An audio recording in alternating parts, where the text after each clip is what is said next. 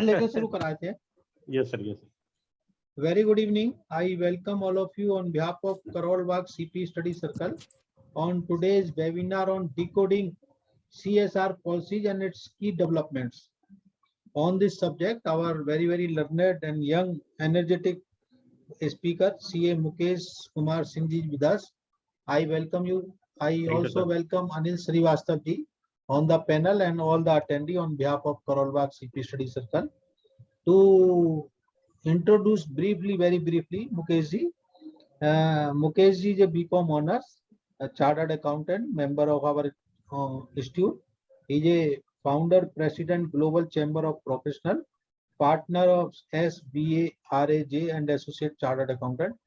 He is also a co-convener, Direct Tax Group, भारतीय वित्त सलाहकार समिति 2021, co-opted member PR Committee ICI 2020-21, special invitee on Board of Studies ICI 2017-18, special invitee GST Group Indirect Tax Committee ICI 2016-17. He was also a convener of Lakshmi Nagar CP Study Circle during 2015-16 to 2018-19. He is also a guest faculty at ICI and ICSI.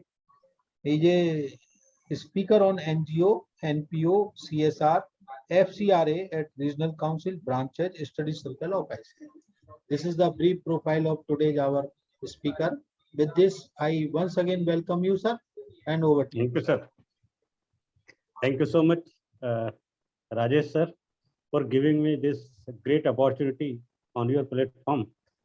ये Pusa road study circle पे मेरा आज पहला seminar है और आप जैसे senior के साथ बैठना ही मेरे लिए बहुत बड़ी बात है, क्योंकि अभी मेरे प्रैक्टिस के बस 10वां साल चल रही है और आपके और लगभग सारे स्टडी सर्कल में बोलने के बाद आज ये बहुत दिनों से चाहत थी कि आपके साथ भी बैठूं और आपने ये मौका देकर के बहुत बड़ा अपॉर्चुनिटी दिया है मुझे। It's our pleasure sir, it's our pleasure. Thank you sir.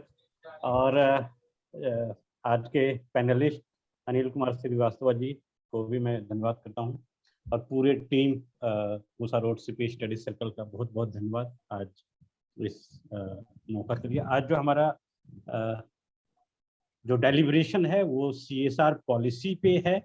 इसके साथ साथ हम थोड़ा सा देखेंगे कि अभी 22 जनवरी 2021 को एक रूल CSR रूल्स आया है और वो बहुत ही ज़्यादा इम्पोर्टेंट है हम सबों के लिए जो CSR में इंटरेस्ट रखते हैं और CSR पे प्रैक्टिस करते हैं, क्योंकि एक प्रोफेशनल अपॉर्चुनिटी भी इस एरिया में बहुत अच्छा है जो इस पे स्टडी कर रहे हैं आज के डेट में। और सोशल इम्पैक्ट इस CSR का देखें तो बहुत ज़्यादा है, क्योंकि एक मैंडेटरी जो प्रोविजंस हैं लॉ का वो कॉरपोरेट जगत में ये डाली गई है कि वो सोसाइटी के लिए आए, आगे बढ़ें और उनके लिए कुछ काम करें। तो इसका एक बहुत बड़ा इम्पैक्ट पड़ने वाला है अपने सोसाइटी पे। और इंडिया की बात करें तो इंडिया वन ऑफ द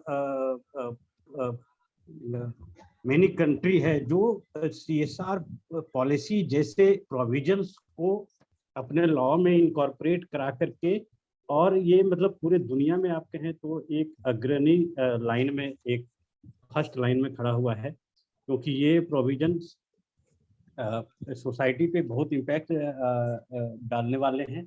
और इम्पैक्ट हमने देखा कि इसके थ्रू बहुत सारे डेवलपमेंट सोसाइटी के अंदर होना शुरू हो चुका है।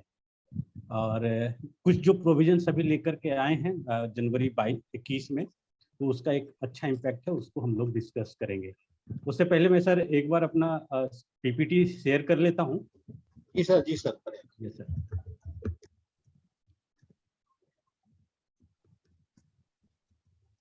Is it visible, sir? Yes, sir. Yes, sir. Yes.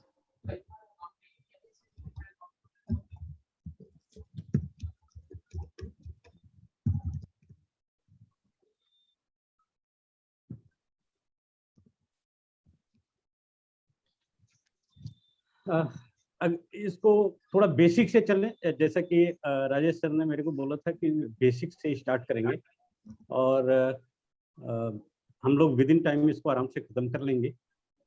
तो जो section 135 of the companies act 2013, ये जब पहली बार CSR का जो कॉन्सेप्ट है वो जो न्यू कंपनी एक्ट हमारा आया था 2013 में, उसमें एक सेक्शन इन्होंने इंट्रोड्यूस किया, सेक्शन 135, और इन्होंने CSR के कंप्लायंस को सजेस्टिव मैनर में इन्होंने रखा था। और कॉर्पोरेट पे इन्होंने बोला कि आपके लिए ये CSR पॉलिसी हम तैयार करने जा रहे हैं, सेक्शन 135 में हम कुछ प्रोविजन क्राइटेरिया आपको देने जा रहे हैं। उस बेसिस पे जो कॉर्पोरेट इस क्राइटेरिया को मीट आउट करते हैं उनको CSR एक्टिविटीज करनी पड़ेगी। तो ये अभी उतना ज़्यादा मैंडेटरी नहीं था, बट अभी जो रिसेंट में इनके रूल्स आए हैं, अमेंडमेंट्स आए हैं जनवरी 22 इम्पोर्टेंट हो गया है और ये मैंडेटरी प्रोविजन हो गया है। इस पे पैनल प्रोविजन भी लेकर के आए हैं इस नए अमेंडमेंट में, और इन्होंने ये तय किया है कि इस चीज का इम्प्लीमेंटेशन जो है सोसाइटी के लिए आवश्यक हो जाए। तो एज पर सेक्शन 135, एक मिनट मेरा वीडियो था,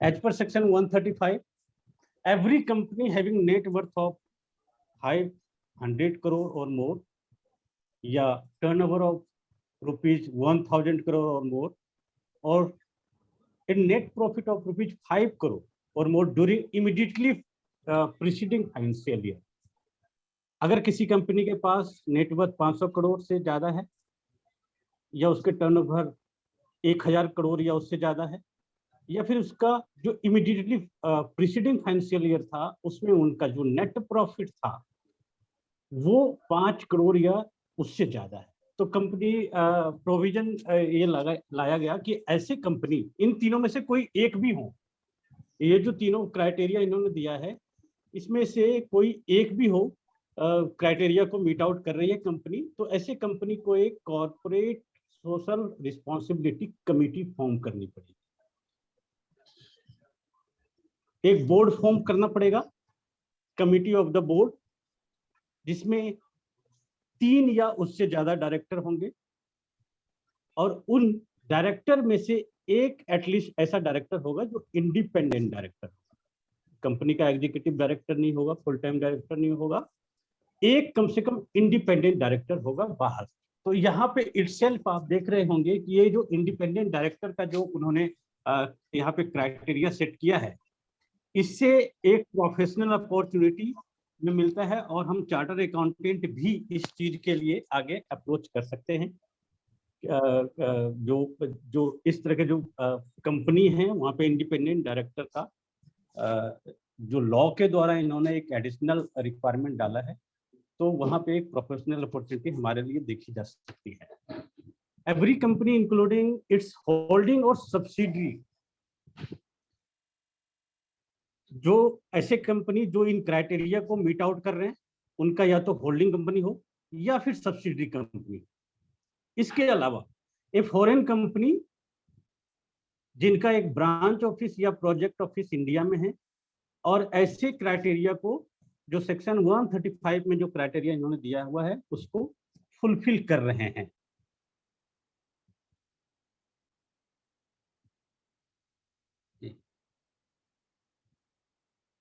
यस, तो ऐसे कंपनी को भी ये सेक्शन 135 के हिसाब से आपको CSR एक्टिविटी करने के लिए एक कमेटी का गठन किया जाएगा, करना पड़ेगा CSR कमेटी का, और अकॉर्डिंगली जो लॉज इन्होंने बनाए हैं उसका फुलफिलमेंट इनको करना पड़ेगा। हाउएवर, आप नीचे देख पा रहे होंगे, if any company ceases to meet the criteria for 3 consecutive financial year, अगर आप इस क्राइटेरिया को एक बार मीट आउट कर गए, उसके बाद मान लो 1-2 साल तक इस क्राइटेरिया को आप फुलफिल करते रहे, बट आगे के सालों में आप इन क्राइटेरिया से बाहर हो गए, ceases to meet the criteria for 3 consecutive financial year। अगर आप 3 consecutive financial years में इस क्राइटेरिया से बाहर रहे, इनमें से किसी एक में भी फॉल आपने नहीं किया, तो फिर 3 साल के बाद आपको CSR के प्रोविजन से आप बाहर आ जाते हैं और आपको CSR एक्टिविटी के लिए वो जो कंप्लायंसेस जिन्होंने बताया उसको करने की जरूरत नहीं है। मान लो 2 साल तक आप इस क्राइटेरिया के अंदर थे, आपने किया, कंप्लायंस पूरे किए, उसके बाद तीसरे साल आप क्राइटेरिया से बाहर हो गए, फिर भी आपको करना पड़ेगा। चौथे साल भी क्राइटेरिया से बाहर रहे, फिर भी आपको करना पड़ेगा। 5वें साल भी क्राइटेरिया से बाहर रहे, तब आपको करने की जरूरत नहीं है, क्योंकि इन्होंने बोला है कि 3 कंसेक्यूटिव फाइनेंशियल ईयर में आप इस क्राइटेरिया से बाहर हैं, तब आपको करने की जरूरत नहीं है कंप्लायंस को पूरे। कॉन्स्टिट्यूशन ऑफ द कमिटी इन्होंने बताया कि जब आप इन क्राइटेरिया में से किसी एक में आप फॉल करेंगे तो एक CSR कमेटी बनाना होगा, और उस कमेटी का जो कॉन्स्टिट्यूशन होगा वो इस तरह से होगा, as per company amendment act 2020। अभी जो कंपनी अमेंडमेंट 2020 लेकर के आए थे, every company to which CSR criteria is applicable and having more than 50 lakh per annum shall required to constitute and having CSR spent more than 50 lakhs per annum shall required to constitute a CSR committee of the board। आपने इस criteria में enter कर गए, आपके ऊपर ये provision लागू हो गया। उसके बाद अगर आपने 50 लाख रुपया पर एनएम से ज्यादा CSR के लिए आपने खर्च किया हुआ है, तब आपको एक CSR कमेटी अपने बोर्ड पे आपको गठित करनी पड़ेगी। CSR कमेटी जो है वो 3 या अधिक डायरेक्टर उसमें होने चाहिए, और जैसा कि मैंने बताया उनमें से एक डायरेक्टर जो है इंडिपेंडेंट डायरेक्टर जरूर होना चाहिए। A private company having only 2 director on its board, private company के केस में, क्योंकि ये देखिए ये सभी कंपनी के लिए अप्लीकेबल है, ये सेक्शन 135, ऐसा नहीं है कि ये सिर्फ पब्लिक कंपनी के लिए अप्लीकेबल है, ये प्राइवेट कंपनी के लिए भी अप्लीकेबल है। तो अगर एक कोई ऐसा प्राइवेट कंपनी है जिसमें सिर्फ 2 डायरेक्टर हैं, क्योंकि प्राइवेट में मिनिमम 2 डायरेक्टर हो सकते हैं, तो ऐसे प्राइवेट कंपनी अगर इन क्राइटेरिया को पूरा कर रही है, तो ऐसे प्राइवेट कंपनी वो 2 डायरेक्टर के साथ ही इस CSR कमेटी को गठित कर सकती है। उनके लिए 3 डायरेक्टर या उससे ज्यादा गठित करने की जरूरत नहीं है, जहां पे प्राइवेट कंपनी में सिर्फ 2 ही डायरेक्टर है। A company is not required to appoint an independent director, shall have pursuant to subsection 4 of section 149 of the act, shall have its CSR committee without such director। कई बार ये जो section 149 subsection 4 के अंतर्गत कंपनियों को independent director रखने की जरूरत नहीं है, तो ऐसे केस में कंपनी जो है so without independent director CSR committee का गठन कर सकती है। एक फॉरेन कंपनी भी अगर इस क्राइटेरिया को पूरा करती है, जैसा कि अभी हमने लास्ट स्लाइड में बताया था, तो उनको भी एक CSR कमेटी का गठन करना पड़ेगा, और जो कंप्राइज करेगा 2% of which one of person shall be the person residence in India. 2% का कम से कम होने चाहिए उस कमेटी में, और जिसमें 1% आपका इंडिया में रिसाइडिंग होना चाहिए। अब ड्यूटीज की बात कर लेते हैं। अब चूंकि ये जो है पॉलिसी से रिलेटेड चीजें हैं और हमें अभी मेन अमेंडमेंट की तरफ बढ़ना है, तो इन सब चीजों को मैं थोड़े से शॉर्ट में डिस्कस कर रहा हूं, ताकि एक पूरा खाका हमारे सामने आ जाए। अगर आपको कोई क्वेरी हो तो आप जरूर साथ में पूछ सकते हैं। एज पर अमेंडमेंट डेटेड 22 जनवरी 2021, अभी जो 22 जनवरी 2021 को ये अमेंडमेंट लेकर के आए थे, CSR committee shall formulate and recommend to the board an annual action plan in pursuant to its CSR policy, which shall include the following। अभी जो इन्होंने अमेंडमेंट लाया था 22 जनवरी को, उसमें इन्होंने एनुअल एक्शन प्लान रिकमेंड किया। एनुअल एक्शन प्लान में इन्होंने रिकमेंड किया लिस्ट ऑफ CSR प्रोजेक्ट और प्रोग्राम्स क्या CSR प्रोजेक्ट और प्रोग्राम होंगे, इन्होंने तय किया। Areas where CSR project to be implemented, किस एरिया में ऐसे प्रोजेक्ट जो है इम्प्लीमेंट किया जा सकता है इंडिया में। मैनर ऑफ एग्जीक्यूशन, क्या मैनर होगा उसको एग्जीक्यूट करने के लिए। Modalities of utilisation of fund and implementation schedule for the project, जो CSR फंड को जो यूटिलाइज किया जाएगा उसका मॉडल क्या होगा और उसका इम्प्लीमेंटेशन शेड्यूल बनाने की इन्होंने बात करी। साथ में इन्होंने कहा monitoring and reporting mechanism for the project, जो मॉनिटरिंग उसका किया जाएगा और उसका जो रिपोर्टिंग मैकेनिज्म होगा इन्होंने वो तय किया एनुअल एक्शन प्लान में। और detail of need and impact assessment, इन्होंने एक इम्पैक्ट असेसमेंट की बात करी कि जब भी CSR प्रोजेक्ट पे हमारा काम होगा, कंपनी जब उनको या तो स्वयं के द्वारा करा सकती है या फिर इम्प्लीमेंटिंग एजेंसी की बात इन्होंने करी है। जब भी ये काम होगा तो उसका सोसाइटी के ऊपर क्या इम्पैक्ट हुआ, इस चीज का एक इम्पैक्ट असेसमेंट एक बोर्ड जो है तैयार करेगी, जो CSR कमेटी होगी, और वो कंपनी के एनुअल मीटिंग में उसको रखेगी सामने, स्टेक होल्डर के सामने। तो इम्पैक्ट असेसमेंट अगेन एक बहुत बड़ा अपॉर्चुनिटी है प्रोफेशनल्स के लिए, यहाँ पे आप काम कर सकते हैं और ये हम जैसे प्रोफेशनल ही इम्पैक्ट असेसमेंट उनको करके अच्छे से दे पाएंगे, और यहाँ पे एक प्रोफेशनल अपॉर्चुनिटी बहुत अच्छा है।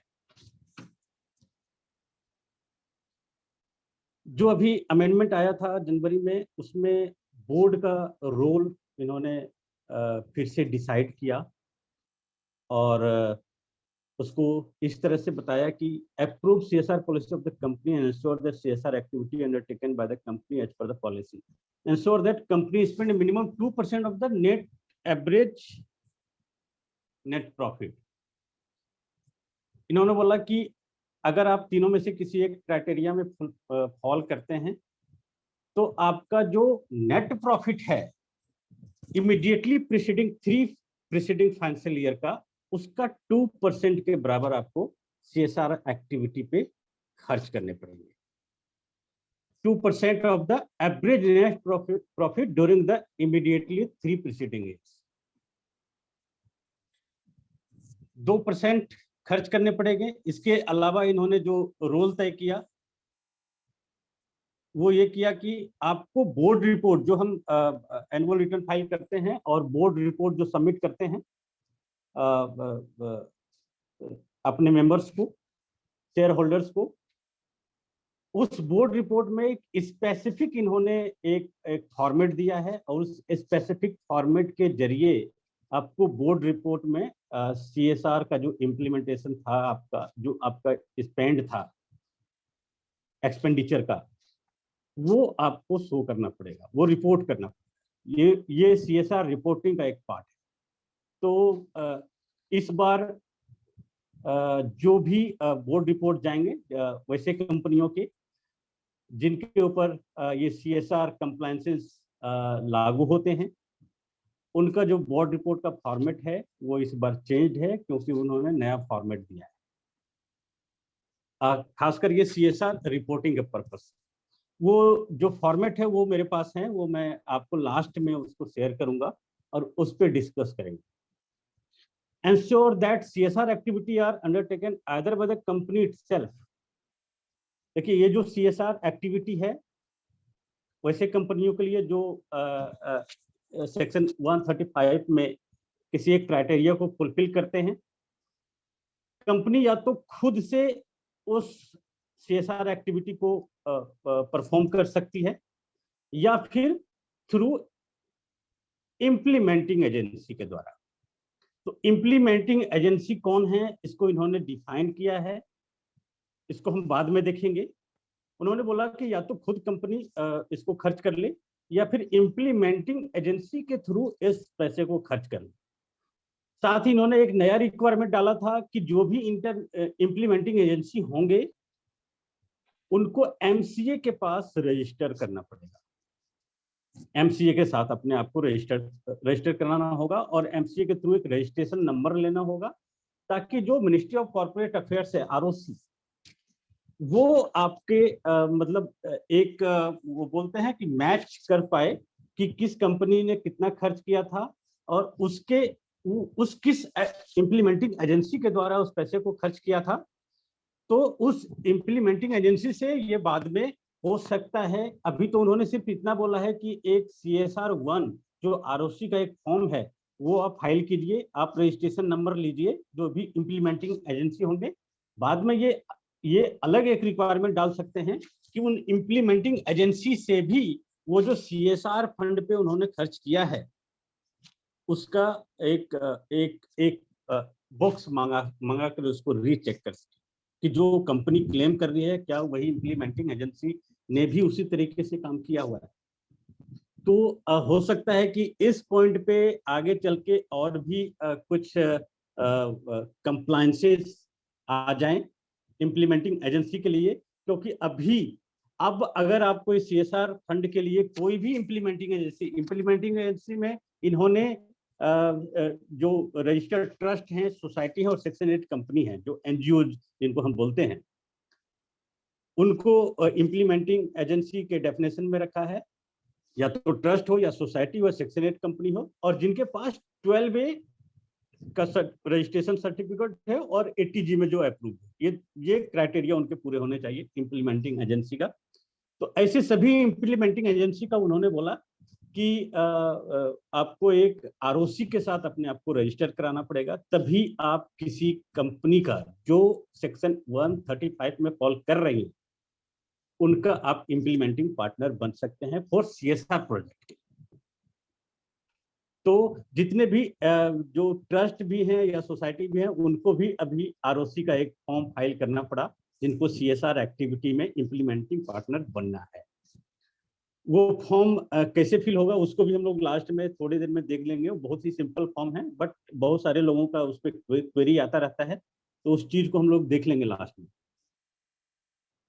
जो न्यू रोल और इन्होंने डिफाइन किया है बोर्ड के लिए, monitor implementation of CSR project और modify such project if required.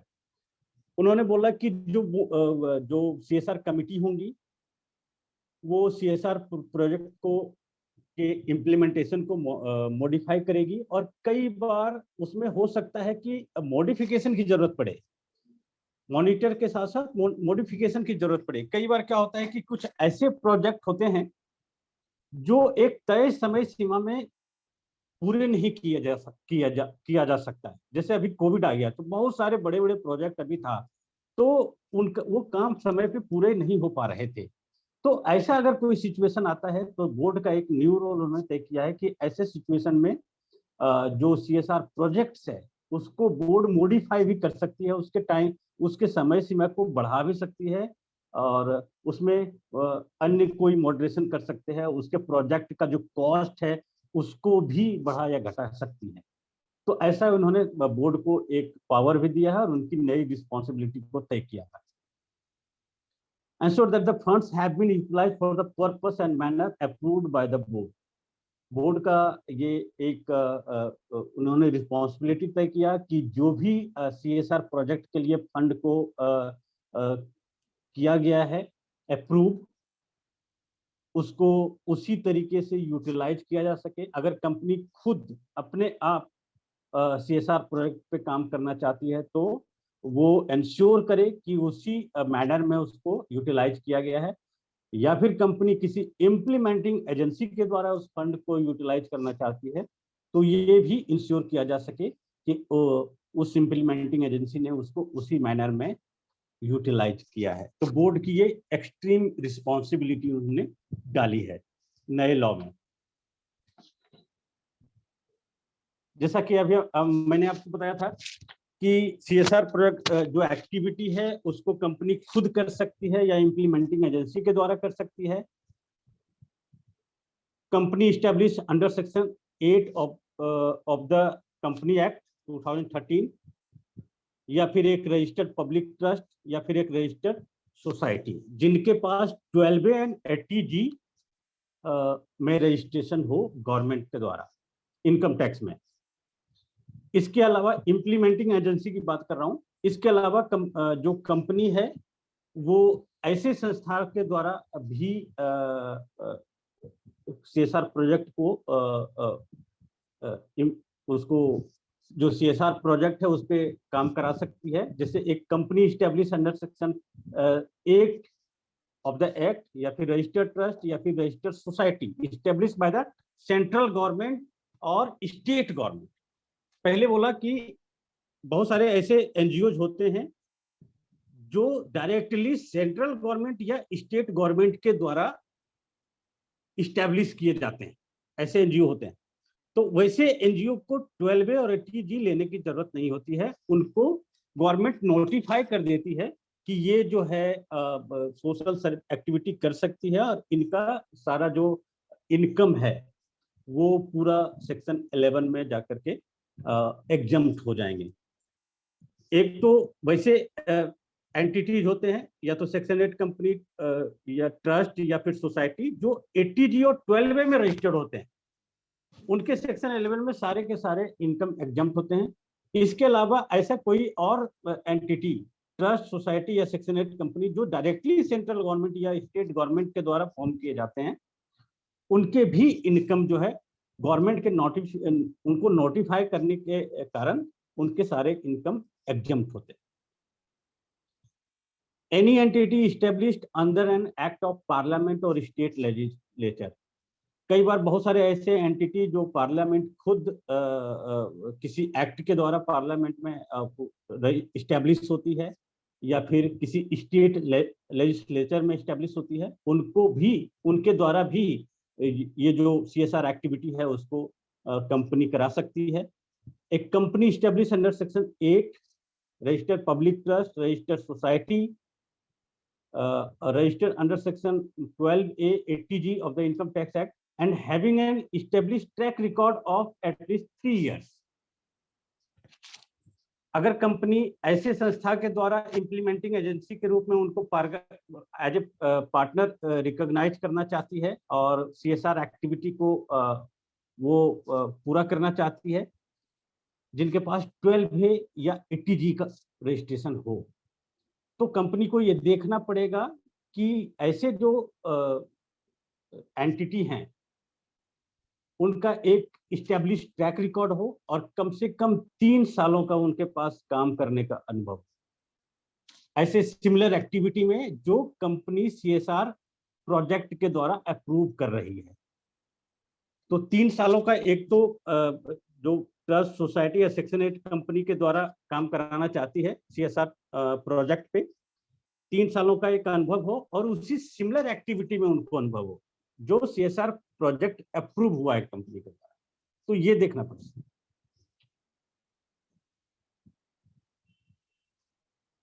जैसा कि हमने पहले भी बताया, amount to be spent for CSR 2% of the average net profit of the company made during the 3 immediately preceding financial year. इसमें इन्होंने further ये तय किया है कि जो एडमिनिस्ट्रेटिव ओवरहेड्स होंगे, चाहे वो कंपनी खुद CSR प्रोजेक्ट को अपने खुद के द्वारा उसको खर्च करना चाह रही है पैसे को, या फिर इम्प्लीमेंटिंग एजेंसी के द्वारा, तो वहां पे दोनों स्थिति में ये आपको चेक करना पड़ेगा कि जो एडमिनिस्ट्रेटिव ओवरहेड्स हैं should not exceed 5%। Administrative overhead जो है 5% से ज्यादा नहीं कर सकते। पहले इसमें बहुत बड़ा खेल हो रहा था। जो भी इम्प्लीमेंटिंग एजेंसी थे वो ज्यादा से ज्यादा पैसा ओवरहेड एक्सपेंस के रूप में, मतलब एडमिनिस्ट्रेटिव एक्सपेंस के रूप में उसको दिखा देते थे। अब ये लॉ का यहाँ पे बैरियर आ गया है कि आप टोटल जो प्रोजेक्ट के लिए जो फंड अप्रूव्ड हुए हैं उसका 5% से ज्यादा एडमिनिस्ट्रेटिव ओवरहेड पे खर्च नहीं कर सकते। तो ये एक बहुत बड़ा चेंज है, न्यू जो लॉ अभी जनवरी 22 में आया हुआ है। Any surplus arising out of the CSR activity shall not be form part of the business profit. अगर कंपनी खुद अपने द्वारा CSR प्रोजेक्ट को चलाना चाह रही है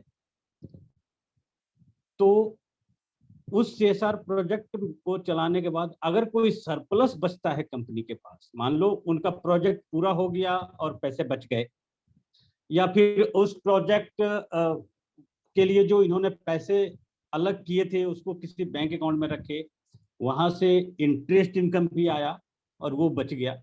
तो ऐसा कोई भी सरप्लस अगर कंपनी के पास है तो ऐसा नहीं माना जाएगा कि वो कंपनी के बिजनेस का प्रॉफिट है, उसको सीएसआर एक्टिविटी के लिए अलॉट किया गया है पैसा माना जाएगा। और जब भी वो खर्च होगा वो सीएसआर एक्टिविटी के लिए ही खर्च होगा। तो यहाँ पे देखिएगा इस लाइन को, surplus arising out of CSR activity shall not form part of the business profit of the company and shall be plugged back into the same project. उसको सेम प्रोजेक्ट में उसको वापस लाना पड़ेगा एंड और shall be transfer to the unspent CSR account. Unspent CSR account, उन्होंने बोला कि कंपनी जब भी सीएसआर प्रोजेक्ट खुद के द्वारा करेगी तो उनको एक अलग से सीएसआर के लिए अकाउंट, बैंक अकाउंट ओपन करना पड़ेगा और एक अनस्पेंड सीएसआर अकाउंट आपको ओपन करना पड़ेगा बैंक में। और जो भी पैसा बच जाता है किसी भी प्रोजेक्ट के लिए जो आपने अप्रूव किया और उस प्रोजेक्ट पूरा हो गया बट पैसे आपके बच गए, तो वो आप उस अनस्पेंड सीएसआर अकाउंट में ही उस पैसे को रख सकते हैं। और उसके बाद भी अनस्पेंड सीएसआर अकाउंट में जो आपने पैसा रखा है वो 6 महीना तक यूटिलाइज नहीं हो पाता है, आगे 6 महीने तक। तो आपको ऐसा फंड स्पेसिफाई किया गया है schedule 7 of the company act 2013। एक नया शेड्यूल 7 इन्होंने बनाया है और उसमें स्पेसिफाई किया है एक्टिविटीज को और फंड को। उस फंड में जो स्पेसिफाई है शेड्यूल 7 में, वहां पे उस पैसे को ट्रांसफर कर देना पड़ेगा 6 महीने के बाद, 6 months of the financial year. Where a company spend an amount in excess of requirement, such excess amount may be set off against the requirement to spend of the immediate succeeding 3 financial year. कई बार क्या होता है कि 2%, जैसे 2% आपको खर्च करना है इमीडिएटली 3 प्रीसीडिंग फाइनेंशियल ईयर्स का 2% एवरेज, पर जो भी अमाउंट आपने अप्रूव किया सीएसआर एक्टिविटी के लिए, मान लो उससे ज्यादा पैसा आपने खर्च कर दिया, 1 करोड़ रुपया मान लो अप्रूव हुआ था और आपने खर्च कर दिए 1 करोड़ 20 लाख, यानी 20 लाख रुपया जो था आपने अपने रिजर्व से निकाल करके और एक्स्ट्रा खर्चा कर दिया। तो ऐसा जो एक्सेस जो एप्लीकेशन था आपका, वो अगले 3 सालों में इमीडिएट सक्सीडिंग 3 फाइनेंशियल ईयर्स में जो आप सीएसआर प्रोजेक्ट को अप्रूव करेंगे अगले सालों में, वहां पे उसको setup, carry forward and setup कर सकते हैं। ये यहाँ पे इन्होंने एक रिलैक्सेशन दिया है। अब हम देखते हैं कि ये जो सीएसआर की बातें हमने इतनी करी, उसका एक ट्रैक रिकॉर्ड, वो कैसे कैसे चीजें हमारे साथ जुड़ते गई और कैसे कैसे उसका डेवलपमेंट रहा, आप इसको खुद भी देख सकते हैं, बट मैं थोड़ा सा आपको बता देता हूँ। 2013 में कंपनी एक्ट 2013 आया, जिसमें इन्होंने क्राइटेरिया, स्पेसिफिक क्राइटेरिया तय किया और बोला कि अगर इन 3 क्राइटेरिया में से एक में भी आप फॉल करते हैं तो 2% of the average net profit of last 3 years आपको सीएसआर एक्टिविटी पे खर्च करना पड़ेगा। 2014 में फिर एक डेवलपमेंट आया, section 135 of the company act 2013 on CSR comes into enforce. इन्होंने नोटिफिकेशन ऑफ सीएसआर रूल्स के बारे में इन्होंने नोटिफिकेशन निकाला। उसमें constitution of CSR committee, specification of CSR expenditure and disclosure format को उन्होंने तय किया। 2015 में एक हाई लेवल कमिटी कंस्टिट्यूट किया गया for improved monitoring and implementation of CSR policies. इसी कड़ी में 2018 में submitted recommendation on the CSR framework to MCA, जो इन्होंने हाई लेवल कमिटी जो बनाई थी मॉनिटरिंग और इम्प्लीमेंटेशन के लिए, उसका जो रिपोर्ट था 2018 में इन्होंने एमसीए को इस कमेटी ने रिपोर्ट सौंपी थी। 19 में कंपनी अमेंडमेंट एक्ट 2019 में immediately preceding financial year for eligibility under section 135 notified, और कुछ ऐसे जो अनस्पेंड अमाउंट थे उसको भी उन्होंने नोटिफाई किया, और उसके यूज को कैसे किया जाए, उसके कैरी फॉरवर्ड कैसे होगा अनस्पेंड अमाउंट, उसको इन्होंने तय किया। कंपनी अमेंडमेंट एक्ट 2020 में carry forward of excess spend and unspent amount relating to ongoing project को इन्होंने तय किया, और transferring of unspent amount not relating to outgoing ongoing project into the schedule 7 fund monetary penalties के provision को इन्होंने लाया। और लास्टली इन्होंने 2021 में the companies corporate social responsibility policy amendment rules 2021 लेकर के आए। तो इसी रूल पे हम लोग अब बात करेंगे इसको डिटेल में। ये जो रूल लेकर के आए, यहाँ पे इन्होंने CSR डेफिनेशन को थोड़ा सा चेंज कर दिया। पहले इंक्लूसिव डेफिनेशन था, अब ये एक्सक्लूसिव डेफिनेशन लेकर के आए। इनमें बहुत सारे एक्टिविटीज को इन्होंने CSR एक्टिविटी से एक्सक्लूड कर दिया। और जो ये 135 में जो ये CSR के कंप्लायंस के जो प्रोविजन लेके आए थे, अभी तक ये एक डायरेक्शनल प्रोविजन था, इसको मैंडेटरी किया इन्होंने। अभी जो 2021 में ये जो रूल लेकर आए हैं, registration requirement for implementing partner जिसके बारे में अभी हमने बात करी और थोड़ा सा डिटेल में बात कर लेंगे। उसके लिए इन्होंने एक रजिस्ट्रेशन रिक्वायरमेंट दिया कि सभी इम्प्लीमेंटिंग पार्टनर को MCA के साथ अपने आप को रजिस्टर कराना पड़ेगा। और इंटरनल कंट्रोल सिस्टम को इन्होंने थोड़ा सा और टाइट किया, और इम्पैक्ट असेसमेंट की बात करी इन्होंने, और बोला कि आप जो CSR एक्टिविटी जो प्रोजेक्ट अप्रूव कर रहे हो उसका सोसाइटी पे क्या इम्पैक्ट हुआ, ये आप बोर्ड एक रिपोर्ट बनाएगी और उसको स्टेक होल्डर को सौंपेगी। जो CSR एक्टिविटी था, activity undertaken by company to meet statutory obligation. वैसे स्टेटरी ऑब्लिगेशन जो सेक्शन 135 में बताया गया है, उसमें से इन्होंने इन चीजों को इन्होंने एक्सक्लूड कर दिया, और उन्होंने बोला कि activity in pursuance of normal course of business,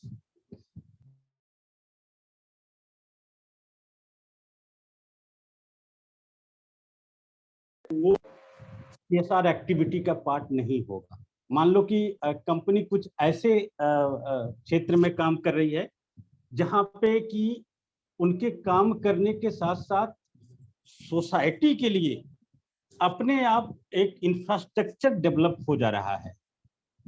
उनका नॉर्मल कोर्स ऑफ बिजनेस का पार्ट है, बट उस नॉर्मल कोर्स को करने के साथ साथ सोसाइटी के लिए अपने आप एक इंफ्रास्ट्रक्चर डेवलप हो रहा है, और एक सोशल एक्टिविटी का जो पार्ट है उस तरह की बेनिफिट जो है सोसाइटी को पहुंच रहा है। तो ऐसे एक्टिविटी को आप CSR एक्टिविटी का पार्ट नहीं बना सकती कंपनी। वो ये नहीं कह सकती कि देखो ये हमारे द्वारा ये सोशल एक्टिविटी हो गई, सोसाइटी के लिए हमने ये काम किए, तो वो ये नहीं कह सकती। उसके अलावा उनको ये क्राइटेरिया को फुलफिल करना होगा, और 2% of the average net profit preceding financial 3 years का उनको चेक करना पड़ेगा, और उस अमाउंट को अलग से आपको खर्च करना पड़ेगा। However, a company in R&D of vaccines, drugs and medical devices may undertake COVID-19 related R&D as CSR for 3 financial year starting from financial year 2020-21। इन्होंने बोला कि अभी जैसे कोविड का समय चल रहा है, अगर कंपनी कोई ऐसा काम कर रही है जो वैक्सीन, जो अभी COVID-19 के लिए जो वैक्सीन बनाए जा रहे हैं उसके R&D में खर्च करती है, या फिर ड्रग्स या मेडिकल जो COVID-19 से रिलेटेड है उसके लिए कुछ खर्च करती है, तो ऐसा जो अमाउंट जो कंपनी खर्च कर रही है नॉर्मल कोर्स में भी, वो CSR एक्टिविटी का पार्ट माना जाएगा, और वो अगले 3 फाइनेंशियल ईयर स्टार्टिंग फ्रॉम 2020-21 तब उसको CSR का पार्ट मान के और आपको CSR एक्टिविटी के लिए जो फंड आप अप्रूव कर रहे हैं आप उसमें उसको शामिल कर सकते हैं। तो कोविड-19 के लिए जो भी आप खर्चे कर रहे हैं R&D के लिए, वैक्सीन का R&D के लिए या फिर मेडिसिन के लिए, तो वो आप CSR का पार्ट उसको मान सकते हैं। दूसरा इन्होंने एक्सक्लूड किया एक्टिविटीज अंडरटेकन आउटसाइड इंडिया। अगर कोई एक्टिविटी कंपनी आउटसाइड इंडिया जाके करती है CSR फंड से, तो वो इस CSR प्रोजेक्ट के लिए उसको अप्रूव नहीं माना जाएगा। और इसके अलावा आउटसाइड इंडिया आप कोई खर्च नहीं कर सकते, इंडिया के अंदर ही आपको CSR प्रोजेक्ट को इम्प्लीमेंट करना है। बट इन्होंने बोला कि एक्सेप्ट ट्रेनिंग ऑफ नेशनल और international level Indian sport person. But इन्होंने बोला कि इंडिया के बाहर आप इंडियन स्पोर्ट पर्सन के लिए कोई ट्रेनिंग कैंप चला रहे हैं, इंडियन स्पोर्ट पर्सन और international level Indian sport person के लिए, तब वो इंडिया के बाहर भी आप खर्च कर रहे हैं तो इसको CSR प्रोजेक्ट का पार्ट माना जा सकता है। कंट्रीब्यूशन टू पॉलिटिकल पार्टी, इन्होंने पूरी तरह से बैन कर दिया कि अगर आप किसी पॉलिटिकल पार्टी को CSR के फंड से पैसा देते हैं तो ये CSR एक्टिविटी का पार्ट नहीं माना जाएगा। तो आप किसी भी पॉलिटिकल पार्टी को आप जो पैसे देते हैं वो CSR में उसको इंक्लूड नहीं कर सकते। Activity benefiting employ of the company, आप एम्प्लॉय ऑफ द कंपनी को कोई बेनिफिट पहुंचा रहे हैं। मान लो कि आपने एक स्कूल ओपन किया और उस स्कूल में एम्प्लॉय के बच्चे पढ़ेंगे, इस वजह से आपने इंक्लूड किया, तो देखने में ये तो एक सोशल सर्विस लग रहा है, ये एक एजुकेशन का पार्ट लग रहा है, बट ये सिर्फ और सिर्फ आपके एम्प्लॉय के लिए है, तो इसको इन्होंने इस खर्चे को उन्होंने CSR एक्टिविटी का पार्ट नहीं माना। बट दूसरा एक सिचुएशन आप देख सकते हैं कि एक स्कूल कंपनी ओपन करती है और वो पब्लिक एट लार्ज के लिए, स्कूल पब्लिक एट लार्ज के लिए है और उस स्कूल में एम्प्लॉय के बच्चे भी पढ़ रहे हैं, तो अब चूंकि वो पब्लिक एट लार्ज के लिए है और एम्प्लॉय के बच्चे उसमें पढ़ रहे हैं, तो उसको आप सोशल सर्विस मान सकते हैं for CSR project, eligible project का पार्ट उसको मान सकते हैं। बट स्पेसिफिकली आप एम्प्लॉय के लिए या तो कोई स्कूल आपने खोला या फिर उनके लिए हॉस्पिटल आपने खोला, तो ये CSR का पार्ट नहीं माना जा सकता है। बट आपने स्कूल या हॉस्पिटल पब्लिक एट लार्ज के लिए ओपन किया हुआ है और वहां पे एम्प्लॉय या उनके बच्चे, उनके फैमिली मेंबर्स जाकर के बेनिफिट लेते हैं, पब्लिक एट लार्ज के लिए है उसके बाद लेते हैं, तो फिर ये CSR प्रोजेक्ट का पार्ट माना जा सकता है। Sponsorship for driving marketing benefits for on product and services, अगर आप कोई ऐसे स्पॉन्सरशिप करते हैं, मान लो एक चैरिटेबल ऑर्गेनाइजेशन है, वो कोई प्रोग्राम करा रही है, सोशल प्रोग्राम करा रही है, आपने उस प्रोग्राम को स्पॉन्सरशिप किया कंपनी ने, क्यों किया? क्योंकि उसका मार्केटिंग बेनिफिट उससे हो, क्योंकि उस पब्लिक प्रोग्राम में जो एक चैरिटेबल इंस्टीट्यूशन के द्वारा कराई जा रही है, उस पब्लिक प्रोग्राम में बहुत सारे लोग आएंगे और उनका मार्केटिंग बेनिफिट इससे मिलेगा इनके स्पॉन्सरशिप कराने के द्वारा। तो ऐसे केस में उन्होंने बोला कि इस तरह का कोई आप स्पेंड कर रहे हैं स्पॉन्सरशिप के द्वारा, जहां पे आपके प्रोडक्ट या सर्विस का मार्केटिंग बेनिफिट आ रहा है, तो आपको इस जो स्पेंड आपने किया है पैसा को, उसको CSR प्रोजेक्ट का पार्ट नहीं बनाया जा सकता, CSR एक्सपेंडिचर का पार्ट इसको नहीं बनाया जा सकता। बट एक दूसरा सिचुएशन लें, मान लो कि एक सिटी में एक कंपनी जिसके ऊपर CSR एप्लीकेबल है, उन्होंने क्या किया कि जगह जगह वाटर कूलर प्लांट लगाए, लोगों को ड्रिंकेबल वाटर के लिए वाटर प्लांट लगाए। और उस सारे वाटर प्लांट पे उन्होंने क्या किया, अपने जो कंपनी का जो लोगो है, उनका जो नाम है, उस सारे प्लांट पे उन्होंने रखे हुए हैं, डाले हुए हैं। तो दो चीजें हो रहा है कि एक तो उन्होंने जो वाटर प्लांट लगाया सोसाइटी के लिए सिटी में, वो पब्लिक एट लार्ज के लिए लगाया है।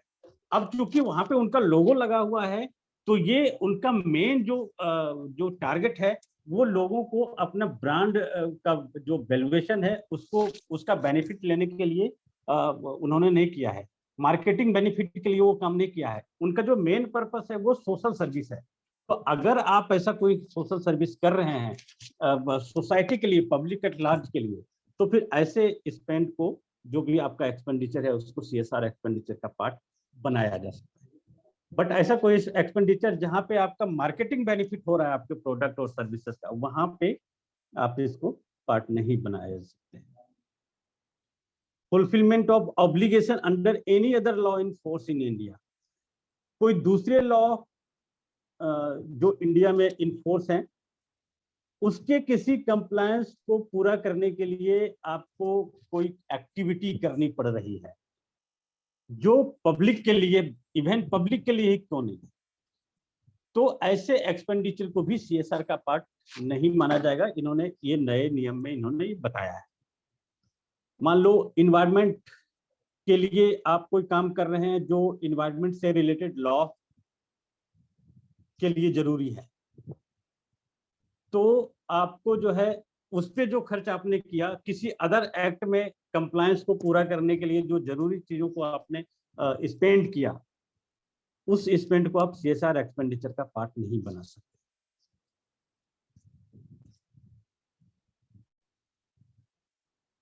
सीएसआर डेफिनेशन में इन्होंने तीन बड़ी चीजों को बताया है, जो ये न्यू अमेंडमेंट इन्होंने लेके आया है। एक ऑनगोइंग प्रोजेक्ट की बात करी है इन्होंने, एडमिनिस्ट्रेटिव एक्सपेंस की बात करी है, जो अभी हमने थोड़ा सा डिस्कस किया कि 5% ऑफ द टोटल जो कॉस्ट ऑफ द प्रोजेक्ट है, उसका 5% से ज्यादा एडमिनिस्ट्रेटिव एक्सपेंस को आप खर्च नहीं कर सकते। उसके बाद इन्होंने एलिजिबल एंटिटी की बात करी है। एलिजिबल एंटिटी मतलब जो हमने अभी बात करी थी इम्प्लीमेंटिंग पार्टनर, उनकी बात करी है। तो ये हमने मोटा मोटी तो वैसे कर लिया है इसको। एक मिनट,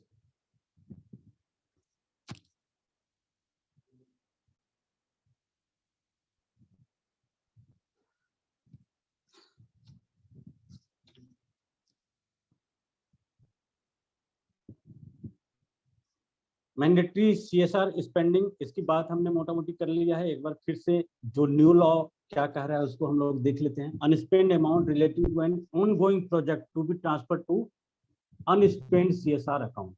ऑनगोइंग प्रोजेक्ट का मतलब है ऐसा कोई प्रोजेक्ट जो 1 साल से ज्यादा चलने वाला हो, 1 साल से ज्यादा, ऐसा कोई प्रोजेक्ट। मान लो आपने सीएसआर एक्टिविटी के लिए जो फंड अप्रूव किए, वो किसी एक पर्टिकुलर फाइनेंशियल ईयर का वो नेट प्रॉफिट का पार्ट है, वो खर्च है सीएसआर एक्सपेंडिचर के लिए। बट आप ऐसे प्रोजेक्ट में उसको लगाना चाह रहे हैं जो 1 साल से ज्यादा वो चलने वाला प्रोजेक्ट है, तो ऐसे प्रोजेक्ट को उन्होंने बोला कि ऑनगोइंग प्रोजेक्ट होगा।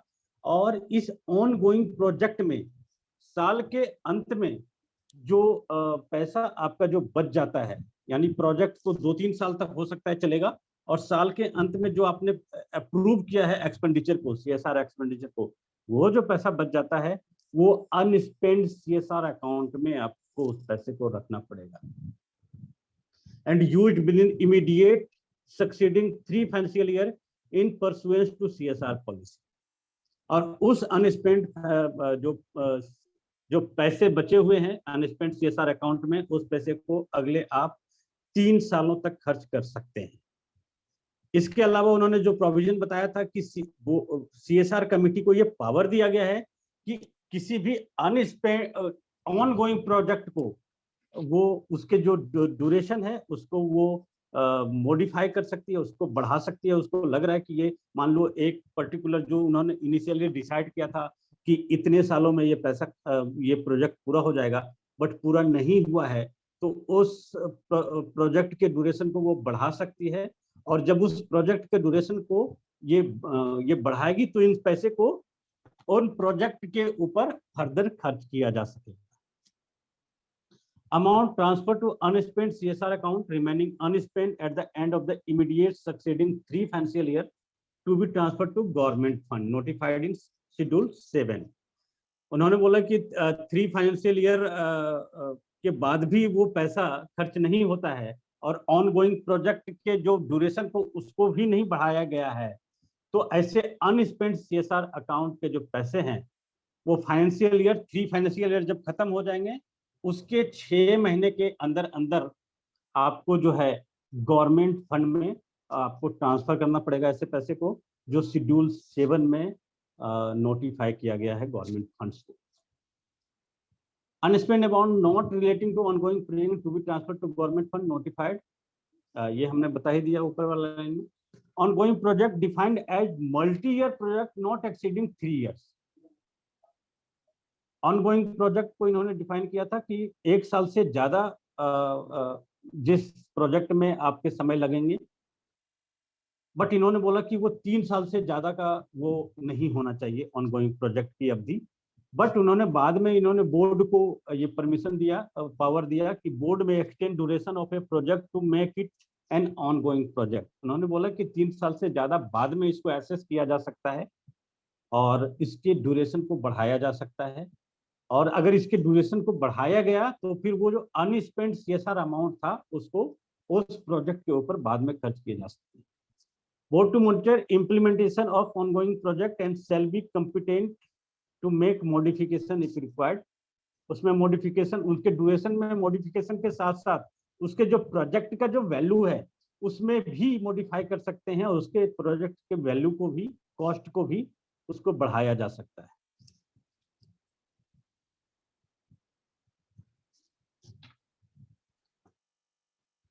एक बड़ी समस्या आती है, बहुत ज्यादा इस पे क्वेरी भी है CSR के थ्रू। CSR प्रोजेक्ट में जब कोई कैपिटल एसेट जनरेट हो जाता है तो उसका क्या किया जाए। कई बार ऐसे प्रोजेक्ट होते हैं जहां पे कैपिटल एसेट जनरेट हो जाते हैं, मशीनरी लेनी पड़ती है क्योंकि उस मशीन के कारण जो है वो प्रोजेक्ट पूरा नहीं हो सकता है। अब वो प्रोजेक्ट पूरा हो जाने के बाद वो मशीन जो है हमारे पास वो बच जाते हैं, तो वैसे जो कैपिटल एसेट में जो पैसे इन्वेस्ट हुए हैं तो उन पैसों का क्या होगा, इस पे बड़े सारे क्वेरी हैं। तो इन्होंने इस बार जो अभी अमेंडमेंट लेकर के आए हैं जनवरी में, उसमें इस चीज को क्लियर कर दिया है कि जो ऐसे पैसे हैं उसको ownership of the capital assets created out of CSR fund to be held by, अगर इम्प्लीमेंटिंग एजेंसी के द्वारा कंपनी CSR प्रोजेक्ट को वो चलाना चाह रही है इम्प्लीमेंटिंग एजेंसी के द्वारा, और इम्प्लीमेंटिंग एजेंसी ने उस प्रोजेक्ट को पूरा करने के लिए कैपिटल एसेट को परचेज करना पड़ा, उसको उसमें इन्वेस्ट करना पड़ा पैसा को, उस CSR फंड को। उसको इन्होंने बोला है कि अगर आप कैपिटल एसेट खरीदते हैं तो ये फिर अलाउएबल एक्सपेंडिचर है for the purpose of CSR project. But सवाल ये आता है कि वो कैपिटल एसेट जब बच जाएंगे प्रोजेक्ट पूरा होने के बाद तो उसका क्या होगा। तो उन्होंने ये बोला है कि अगर कोई इम्प्लीमेंटिंग एजेंसी के द्वारा ये प्रोजेक्ट को पूरा किया जा रहा है और उस इम्प्लीमेंटिंग एजेंसी ने कैपिटल एसेट बनाए हैं उस फंड से, तो फिर अब चूंकि इम्प्लीमेंटिंग एजेंसी इन्होंने नोटिफाई उसको बताया, डिफाइन किया है जो सोशल सर्विस में इंगेज्ड है ऑलरेडी, मतलब या तो रजिस्टर्ड ट्रस्ट है या सेक्शन 8 कंपनी है या रजिस्टर्ड सोसाइटी है जिनके पास 12A और 80G है। तो वहां पे जो उनके पास जो एसेट है या जो उनके जो फंड है वो बाद में जब भी काम आएंगे तो वो सोशल एक्टिविटी के लिए ही काम आएंगे, सोशल सर्विस के लिए ही काम आएंगे। तो लॉ ने ये बोल दिया है कि ऐसे इम्प्लीमेंटिंग एजेंसी के द्वारा अगर ये एसेट परचेज किए गए हैं तो प्रोजेक्ट खत्म होने के बाद भी उसका ऑनरशिप जो है उसी इम्प्लीमेंटिंग एजेंसी के पास ही रहेगा, और उसको आप वो फर्दर अपने जो सोशल एक्टिविटी है, उनका सोशल एक्टिविटी है उसमें उसको यूज कर सकते हैं। तो ये इन्होंने क्लियर कर दिया है कि इम्प्लीमेंटिंग एजेंसी के पास ही वो प्रोजेक्ट पूरा होने के बाद भी वो कैपिटल एसेट अगर बच गया है तो वहां वो रख सकते हैं उसको। A Section 8 company or registered public trust, registered society having charitable object and CSR registration number. Charitable object है तो उनके पास रख सकता है, उसको फर्दर आप वो अपने यूज में उसको ला सकते हैं। अब जो इन्होंने नया रिक्वायरमेंट डाला था कि जितने भी इम्प्लीमेंटिंग एजेंसी है उनको एक CSR 1 फॉर्म फिल करना पड़ेगा ROC के पास, तो वो CSR रजिस्ट्रेशन नंबर वहां से उनको मिलते हैं। CSR 1 फॉर्म जब ROC फॉर्म फाइल करेंगे तो वो नंबर उनके पास है और उनके पास चैरिटेबल ऑब्जेक्ट है, वो होना ही है क्योंकि अब रिक्वायरमेंट ही हो गया है लॉ का। तो ये दोनों है तो वो उसका मालिक हो सकते हैं बाद में। कलेक्टिव्स ऑफ बेनिफिशियरीज, मान लो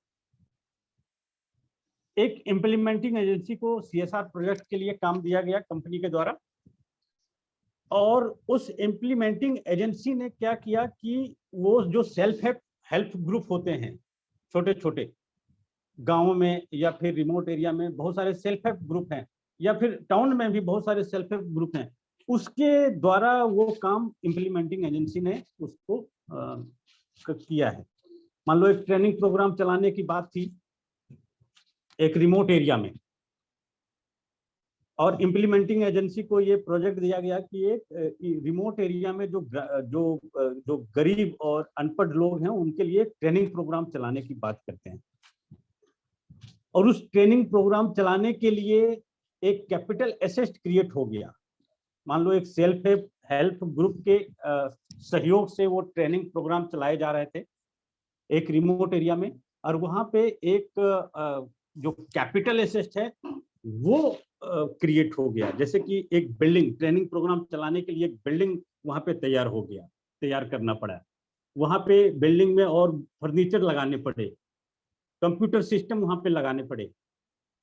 तो ऐसा अगर कोई कैपिटल एसेट तैयार हो जाता है तो ट्रेनिंग प्रोग्राम खत्म होने के बाद, यानी कि वो प्रोजेक्ट खत्म होने के बाद वो जो कैपिटल एसेट है तो वो जिस सेल्फ हेल्प ग्रुप या कलेक्टिव ऑफ बेनिफिशियरीज के द्वारा वो चलाए जा रहे थे, अगर वो वहां पे ऐसे कंडीशन में है कि वहां से उसको लाया नहीं जा सकता है, तो उसका जो मालिक होंगे वो सेल्फ हेल्प ग्रुप आगे के लिए भी होंगे।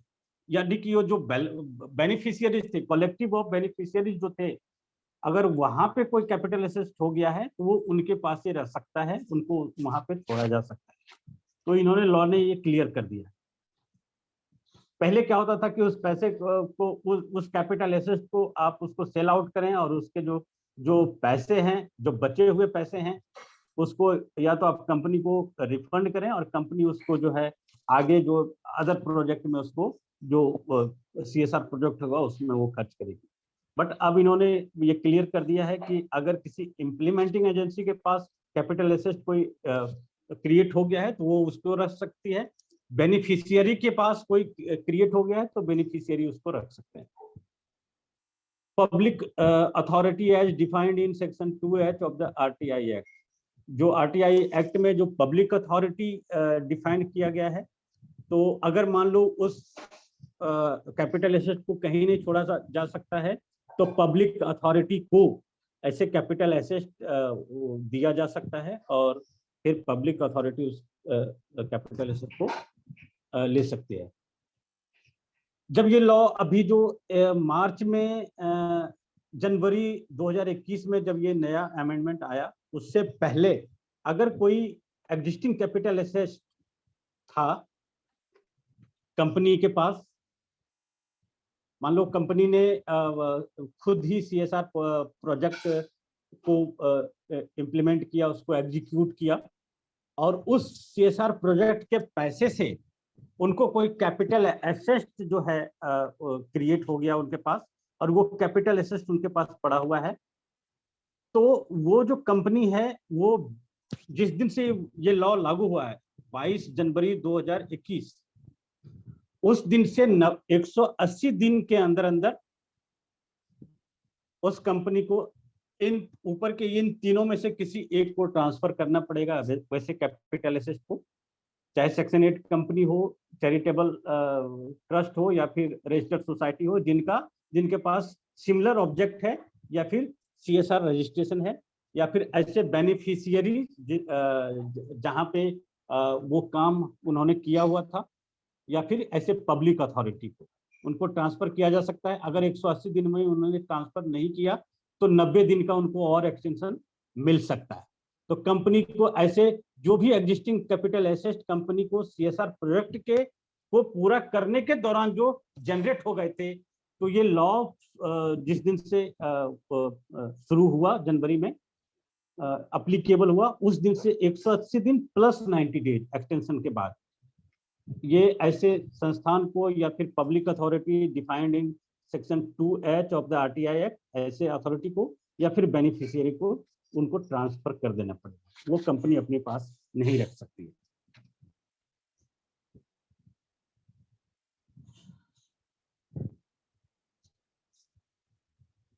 CSR कमेटी की हमने चर्चा कर ली थी, तो हम यहाँ से थोड़ा सा आगे जा सकते हैं। ये मैं सर के साथ शेयर कर दूंगा, बाकी आप डिटेल में इसको देख सकते हैं।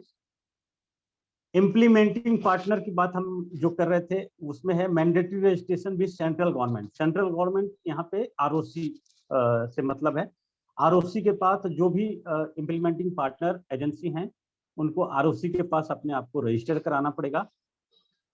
उसके लिए फॉर्म CSR-1 ROC ने नोटिफाई किया हुआ है, जो इलेक्ट्रॉनिकली फाइल होगा और रजिस्ट्रार ऑफ कंपनी को सबमिट होंगे। इस पे जो इम्प्लीमेंटिंग एजेंसी के जो मेन है ऑफिस बेरर, या तो प्रेसिडेंट या सेक्रेटरी, जो भी उनके मेन ऑफिस बेरर हैं, वो इस फॉर्म को साइन करेंगे। साथ साथ एक प्रोफेशनल भी साइन करेगा, वेरीफाई करेगा इस फॉर्म को। प्रोफेशनल में charter accountant, company secretary and cost accountant in practice होने चाहिए। तो यहाँ पे एक और अपॉर्चुनिटी है, प्रोफेशनल अपॉर्चुनिटी है कि जितने भी आपके NGO क्लाइंट हैं वो इम्प्लीमेंटिंग पार्टनर के तौर पे CSR रजिस्ट्रेशन कराना चाहती है, तो उनके CSR-1 फॉर्म को आप वेरीफाई करेंगे। तो यहाँ पे आपका एक 30 का फिक्स ऑप्शन है। CSR registration number of implementing partner to be disclosed in Annex 2। ये जो CSR रजिस्ट्रेशन नंबर है, जैसे ही आप फॉर्म फाइल करेंगे CSR-1 फॉर्म, ये सबमिट होते ही वो जो चालान जनरेट होता है उस चालान में ही ये CSR रजिस्ट्रेशन नंबर आ जाते हैं। और ये जो CSR-1 का जो फॉर्म है वो फाइल करने का कोई मतलब फीस नहीं है, ROC फीस कुछ नहीं है। आप इसको बस साइन करके वेरीफाई करके सबमिट करेंगे, चालान जनरेट होगा 0 रुपए का, और उसी चालान में आपको CSR रजिस्ट्रेशन नंबर हाथ के हाथ आ जाएंगे। और उस CSR रजिस्ट्रेशन नंबर को आप जब भी कोई कम्युनिकेशन होगा वहां पे आपको मेंशन करना पड़ेगा। जब भी जैसे कि आप एज ए इम्प्लीमेंटिंग जो पार्टनर हैं, आप कंपनी के साथ CSR प्रोजेक्ट लेना चाह रहे हैं, तो जो CSR एग्रीमेंट बनेगा वहां भी ये मेंशन करना होगा। और उन्होंने ये मैंडेटरी कर दिया है कि जिनके पास ये CSR रजिस्ट्रेशन नंबर नहीं होगा वो इम्प्लीमेंटिंग पार्टनर नहीं बन पाएंगे। Not required for implementing partner of project approve prior to 1 April 2021। इन्होंने ये भी बोल दिया कि 1 अप्रैल 2021 से पहले कोई भी प्रोजेक्ट आपका अप्रूव हो चुका है तो उसके लिए ये इम्प्लीमेंटिंग पार्टनर के लिए CSR रजिस्ट्रेशन की आवश्यकता नहीं होगी। इम्प्लीमेंटिंग पार्टनर के पास 12A और 80G का रजिस्ट्रेशन मैंडेटरी है, ये हमने पहले भी चर्चा कर ली।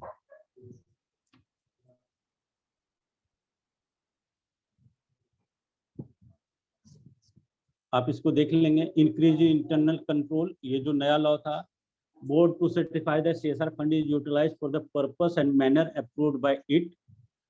और CFO और person responsible for financial management to certify CSR fund utilise for the purpose and manner approved by the board. CFO और person responsible for financial management, इसको सर्टिफाई करना पड़ेगा CFO को कि जिस पर्पस के लिए अप्रूव किया गया है बोर्ड के द्वारा, उस पर्पस के लिए यूटिलाइज हुआ है कि नहीं। board to monitor implementation of ongoing project with respect to approved timelines and year-wise allocation. तो जब भी कमेटी अप्रूव करेगी CSR प्रोजेक्ट को, और वो ऑनगोइंग प्रोजेक्ट है, यानी कि 1 साल से ज्यादा वाला कोई प्रोजेक्ट है, तो उसको वो पूरा टाइमलाइन पूरा सेट करेगी और ईयर वाइज एलोकेशन करेगी पैसे का, कि इम्प्लीमेंटेशन एजेंसी के द्वारा अगर उस काम को कराया जा रहा है तो फर्स्ट ईयर में क्या खर्चा आएगा उसका एक, और सेकेंड ईयर में क्या खर्चा आएंगे उसका एक प्रॉपर एलोकेशन होना बहुत जरूरी है। तो ये उन्होंने बोर्ड पे इसका लायबिलिटी डाला हुआ है। New disclosure templates applicable for financial year 2021, financial year 2021 से ये चीजें एप्लीकेबल उन्होंने किया है। CSR spend carry forward and setup, मैंने बोला कि एक्सेस CSR स्पेंड जो किया उसको कैरी फॉरवर्ड में सेटअप किया जा सकता है। Surplus arising out of CSR project, उसको किस तरह से यूज होगा, किस तरह से कैरी फॉरवर्ड सेटअप किया जा सकता है। अनस्पेंड CSR अमाउंट को कब ट्रांसफर करना होगा अनस्पेंड CSR अकाउंट में, ये सारा चीज उन्होंने इंटरनल कंट्रोल को मजबूत बनाने के लिए ये उन्होंने व्यवस्था की है लॉ ने। इम्पैक्ट असेसमेंट की बात करी है इन्होंने, और यहाँ पे एक बहुत बड़ा प्रोफेशनल अपॉर्चुनिटी हो सकता है इम्पैक्ट असेसमेंट तैयार करने का, और प्रोफेशनल का यहाँ पे एक अच्छा अपॉर्चुनिटी है। तो कोई भी बोर्ड जब इम्पैक्ट असेसमेंट कराएगी CSR प्रोजेक्ट का कि उसका सोसाइटी पे क्या इम्पैक्ट हुआ है, तो इसमें प्रोफेशनल हेल्प लेने की उनको जरूरत पड़ेगी, और यहाँ पे ये बड़ा एक शानदार अपॉर्चुनिटी है। International organisation in designing, monitoring and evaluating their CSR projects and in assisting them with capacity building of their personnel. It is to be noted that draft rule also proposed engagement of international organizations with respect to implementation of CSR project, subject to prior government approval, but the same has not been notified in the new rules. अगर कोई international organisation है CSR project को evaluate और design और monitoring कर रही है, तो इसके लिए ड्राफ्ट रूल है, बट अभी न्यू रूल में इसके लिए कोई बात इन्होंने नहीं बोला हुआ है। पेनल्टी क्लाउज इन्होंने ये नए प्रोविजन में लेकर के आए जो काफी रिगरस है। Penalty clause in case of a company fails to, अगर company fails to disclose unspent amount in annual report on CSR, annual report में डिस्क्लोज करना पड़ेगा कि कितना अनस्पेंड अमाउंट रह गया है आपका प्रोजेक्ट के लिए जो आपने अप्रूव किया हुआ था। And transfer unspent amount into fund specified in schedule 7 within specified time. इन्होंने बोला कि अनस्पेंड अमाउंट अगर आपके पास रह जाता है तो 3 साल तक उसको ऑनगोइंग प्रोजेक्ट के केस में आप उसको खर्च कर सकते हैं। 3 साल तक खर्च नहीं किया तो जो फाइनेंशियल ईयर, जो तीसरा फाइनेंशियल ईयर खत्म हो रहा है, उसके 6 महीने के अंदर अंदर आपको शेड्यूल 6 में स्पेसिफाइड फंड में आपको ट्रांसफर करना पड़ेगा, और आपने नहीं किया तो आपने इस कंप्लायंस को कंप्लाई करने से फेल किया हुआ है।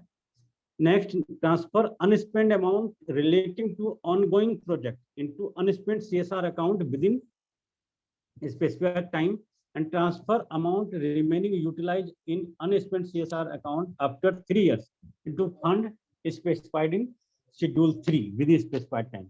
उस पैसे को आपने या तो खर्च नहीं किया 3 सालों के अंदर अंदर ऑनगोइंग प्रोजेक्ट की स्थिति में, और खर्च नहीं किया तो आपने उसको शेड्यूल 7 में जो फंड स्पेसिफाइड है वहां उसको ट्रांसफर नहीं किया।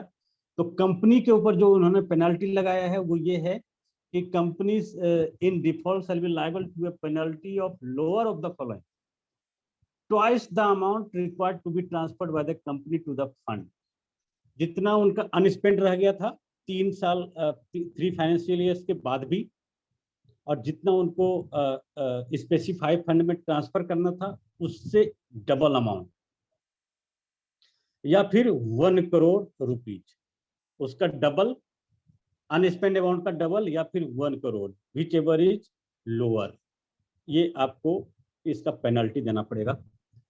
इसके अलावा इन्होंने every officer of the company in default, उसके ऊपर भी इन्होंने पेनल्टी लगा दिया है कि lower of the following 1/10 of the amount required to be transferred by the company to such fund. Company को जितना फंड वो स्पेसिफाइड फंड में ट्रांसफर करना था उसका 1/3 1/10 अमाउंट, उसका 10% amount every officer in default के ऊपर इन्होंने वो पेनल्टी लगाया है, या फिर 2 लाख रुपया, which ever is lower, 2 lakh रुपया या फिर जितना पैसा आपको ट्रांसफर कंपनी को करना था उसका 10वें भाग। प्रत्येक ऑफिसर के ऊपर ये पेनल्टी का क्लॉज उन्होंने बनाया हुआ है। तो ये देखना पड़ेगा कि ये फेल ना हो जाए, तो कंपनी के लिए अलग से इन्होंने पेनल्टी प्रोविजन दिया है और ऑफिसर इन डिफॉल्ट के लिए अलग से पेनल्टी प्रोविजन दिया है, जो काफी रिग्रेस है। तो इस चीज से ये इंश्योर कर रहे हैं कि जो प्रोजेक्ट का जो CSR प्रोजेक्ट का जो पैसा है वो सही जगह पे यूज हो पाए सोसाइटी के लिए और उसका बेनिफिट अच्छा हो। और ये एक बहुत बड़ा एक क्रांतिकारी परिवर्तन है। हालांकि कितने अच्छे तरीके से इस चीज को इम्प्लीमेंट किया जा रहा है, यूज किया जा रहा है, वो हम में से कई लोग जानते भी हैं, बट लॉ का इंटेंशन क्लियर है कि सोसाइटी के बेनिफिट के लिए ये बहुत अच्छा प्रोविजन है। Reporting in CSR, financial statement में रिपोर्ट करना पड़ेगा आपको। CSR activity to be presented as a separate line item under the term CSR expenditure. आपके प्रॉफिट एंड लॉस अकाउंट में आपको इसको शो करना पड़ेगा CSR एक्सपेंडिचर को। Additionally a note containing to the breakup of the various side of the expenses relating to the CSR expenditure should be provided। आपको PL account में तो इसको CSR एक्सपेंडिचर के रूप में डालना ही पड़ेगा, इस पैसे को जो आपने अप्रूव किया और खर्च किया। इसके अलावा उस पे डिफरेंट हेड पे क्या क्या आपके खर्चे हुए हैं वो भी आपको एक एडिशनल नोट के द्वारा आपको लगाना पड़ेगा और अपने शेयर होल्डर को आपको प्रोवाइड करना पड़ेगा। कैश फ्लो स्टेटमेंट में disclosure in the notes to cash flow statement the expenditure incurred on CSR provision. Cash flow statement बनाएंगे तो एक नोट के द्वारा CSR एक्सपेंडिचर को आपको वहां पे शो करना पड़ेगा।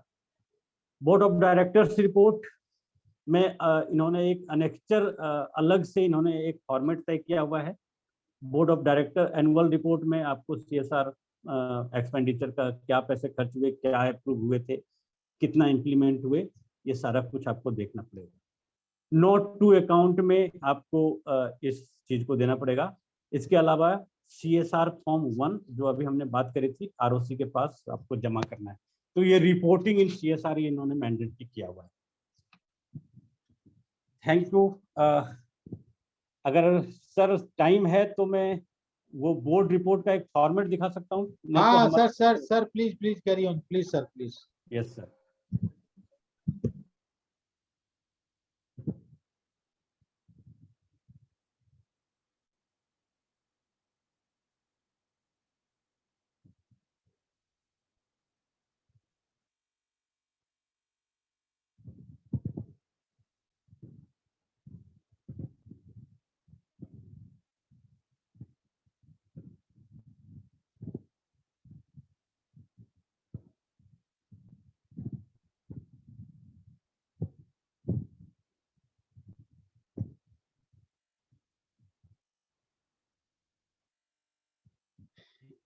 ये देखिए जिस कंपनी पे CSR एप्लीकेबल हैं उनके लिए बोर्ड रिपोर्ट में एक अनेक्चर 1 जो है वो डालना पड़ेगा आगे से, और उसका ये फॉर्मेट है हमारे पास।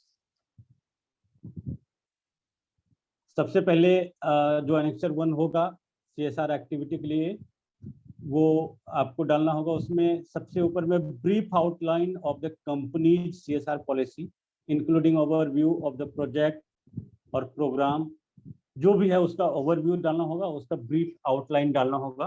2-4-5 लाइन में जितने में आप डाल पाएंगे वो करना पड़ेगा। इसके बाद composition of the CSR committee.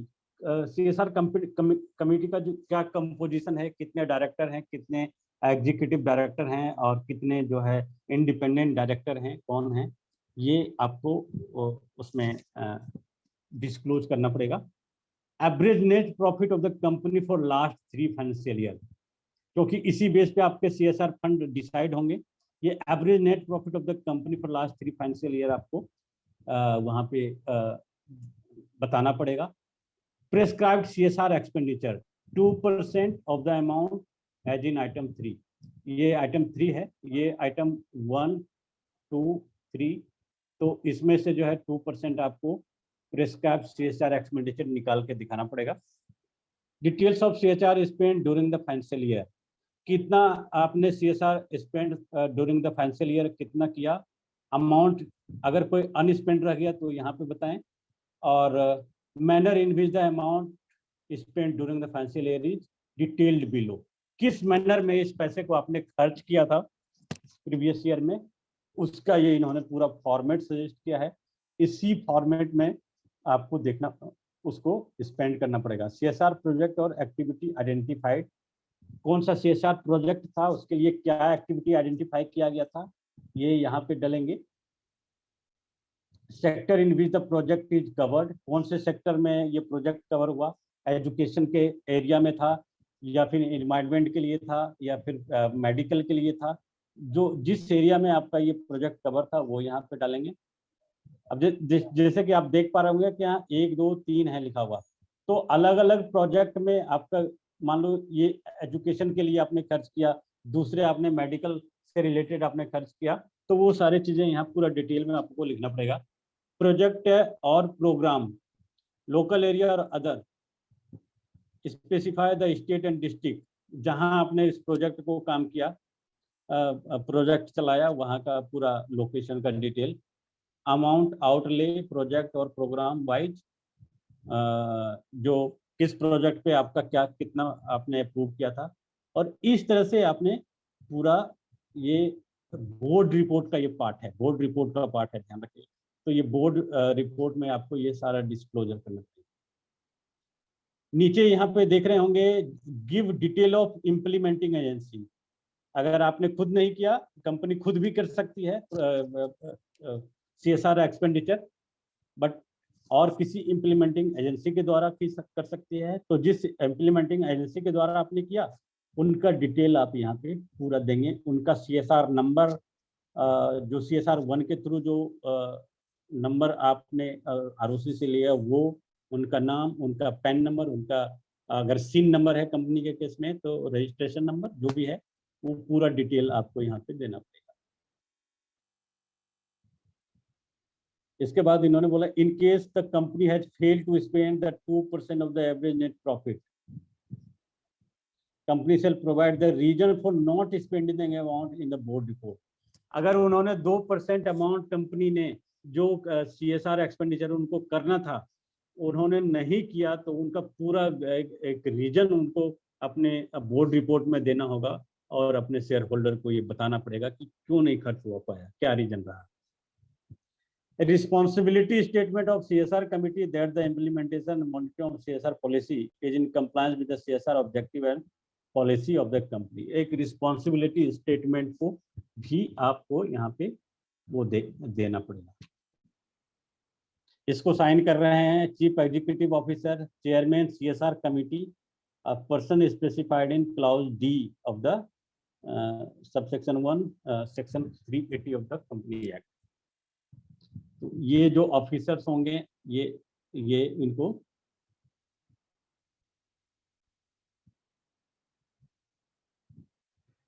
यहाँ पे मैं इसको शेयर कर दूंगा आप लोग के साथ, इसको आप डिटेल में देख लीजिएगा। जैसे हमने कंपोजिशन ऑफ CSR कमेटी की बात करी थी, तो कंपोजिशन में आप किस तरह से फॉर्मेट बनाएंगे, name of the director, designation, number of meeting of CSR committee held, ये इस तरह से वो पूरा फॉर्मेट बनेगा। इसको भी मैं आपके साथ शेयर कर दूंगा,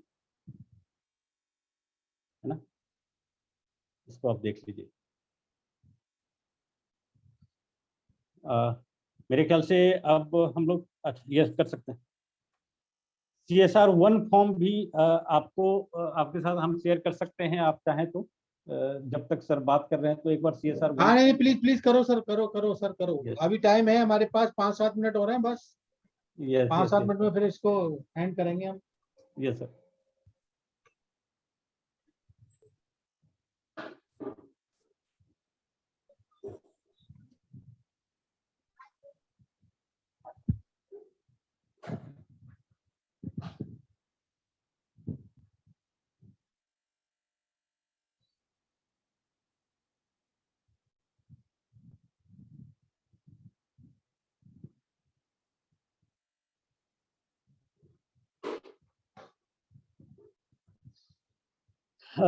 हम में से मैक्सिमम लोग इस CSR फॉर्म जरूर भरे होंगे अपने क्लाइंट के लिए, लेकिन एक बार देख लेते हैं।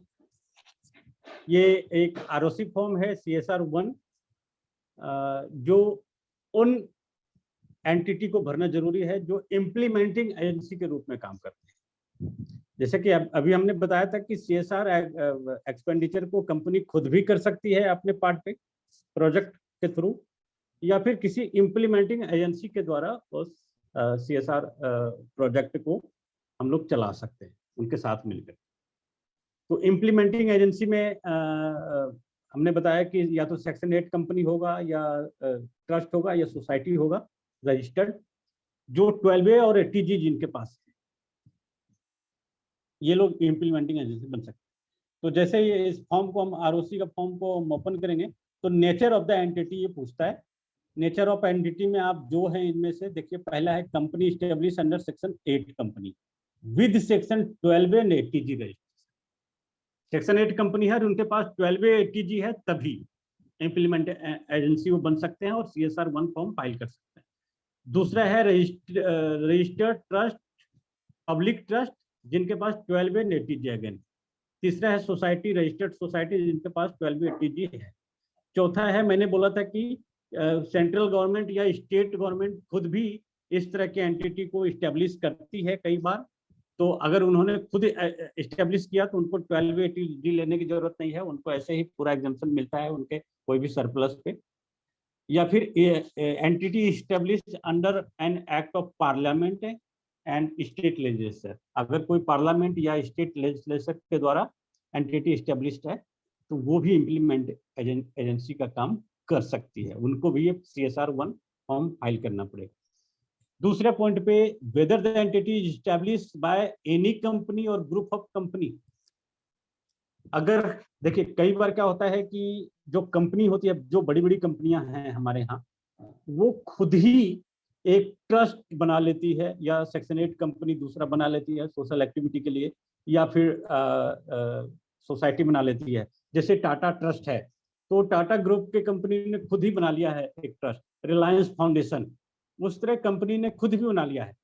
बट बहुत सारे कंपनी क्या करते हैं कि वो अपना उनका कोई ट्रस्ट नहीं है इस पर्पस के लिए, तो वो किसी बाहर वाले इम्प्लीमेंटिंग एजेंसी को वो जरूर CSR प्रोजेक्ट के लिए अप्रोच करती है। तो whether the entity established by an company और ग्रुप ऑफ कंपनी, अगर यस है तो यस करें या फिर नो करें यहाँ पे। Next, if yes then provide the detail of such company. अगर यस कर रहे हैं तो कंपनी का सिन नंबर मांगेगा, और सिन नंबर को प्रीफिल करेंगे तो कंपनी का नाम वगैरह आ जाएगा। इफ नो, देखिए पॉइंट नंबर 2 में देखेंगे, whether the entity has an established track record of 3 years in undertaking similar activity। अगर नहीं है, खुद कंपनी ने उसको कोई दूसरा एंटिटी नहीं बनाया हुआ है, तो वो किसी बाहर वाले जो एंटिटी हैं, ट्रस्ट, सोसाइटी या सेक्शन 8 कंपनी, उनको इम्प्लीमेंटिंग पार्टनर बनाना चाहती है, तो ये देखना पड़ेगा कि वैसे एंटिटी का ट्रैक रिकॉर्ड पिछले 3 इयर्स का है कि नहीं, सिमिलर एक्टिविटी में काम करने का ट्रैक रिकॉर्ड है कि नहीं। ये एक मैंडेटरी चीज है। अगर सिमिलर एक्टिविटी में ट्रैक रिकॉर्ड नहीं है काम करने का, तो यहाँ पे मान लो अभी रजिस्ट्रेशन मिल भी जाता है, बाद में इस पे सवाल खड़े हो सकते हैं, क्योंकि ये लॉ का वो मैंडेटरी क्लॉज है, तो इसको आपको देखना पड़ेगा। अगर यस है तो यस करेंगे, नो है तो आगे आप नहीं बढ़ पाएंगे, है ना। यस आपने किया। टाइप ऑफ एग्जिस्टिंग एंटिटी, तो आप सोसाइटी हैं, ट्रस्ट हैं या कंपनी हैं। अगर इन तीनों में से जो है यहाँ पे आपको लिखना पड़ेगा। अगर आप कंपनी है तो सीन नंबर यहाँ लिखिए, सोसाइटी या ट्रस्ट है तो उसका रजिस्ट्रेशन नंबर जो भी है वो यहाँ पे लिखिएगा। कंपनी के केस में सीन नंबर लिखते ही यहाँ प्रीफिल करेंगे तो बाकी कंपनी का पूरा डिटेल आ जाएगा। बट ट्रस्ट और सोसाइटी के केस में आप प्रीफिल नहीं कर सकते, क्योंकि उनके पास सिन नंबर नहीं होता, उनके पास रजिस्ट्रेशन नंबर होता है। तो वैसे केस में ये पूरा डिटेल आपको मैनुअल भरना पड़ेगा। Name of the entity, date of the incorporation, address of the company, ये सब आपको मैनुअल भरना पड़ेगा। बट आप सेक्शन 8 कंपनी थे तो आप यहाँ सिन नंबर डाल के प्रीफिल करेंगे तो उनका पूरा डिटेल आ जाएगा।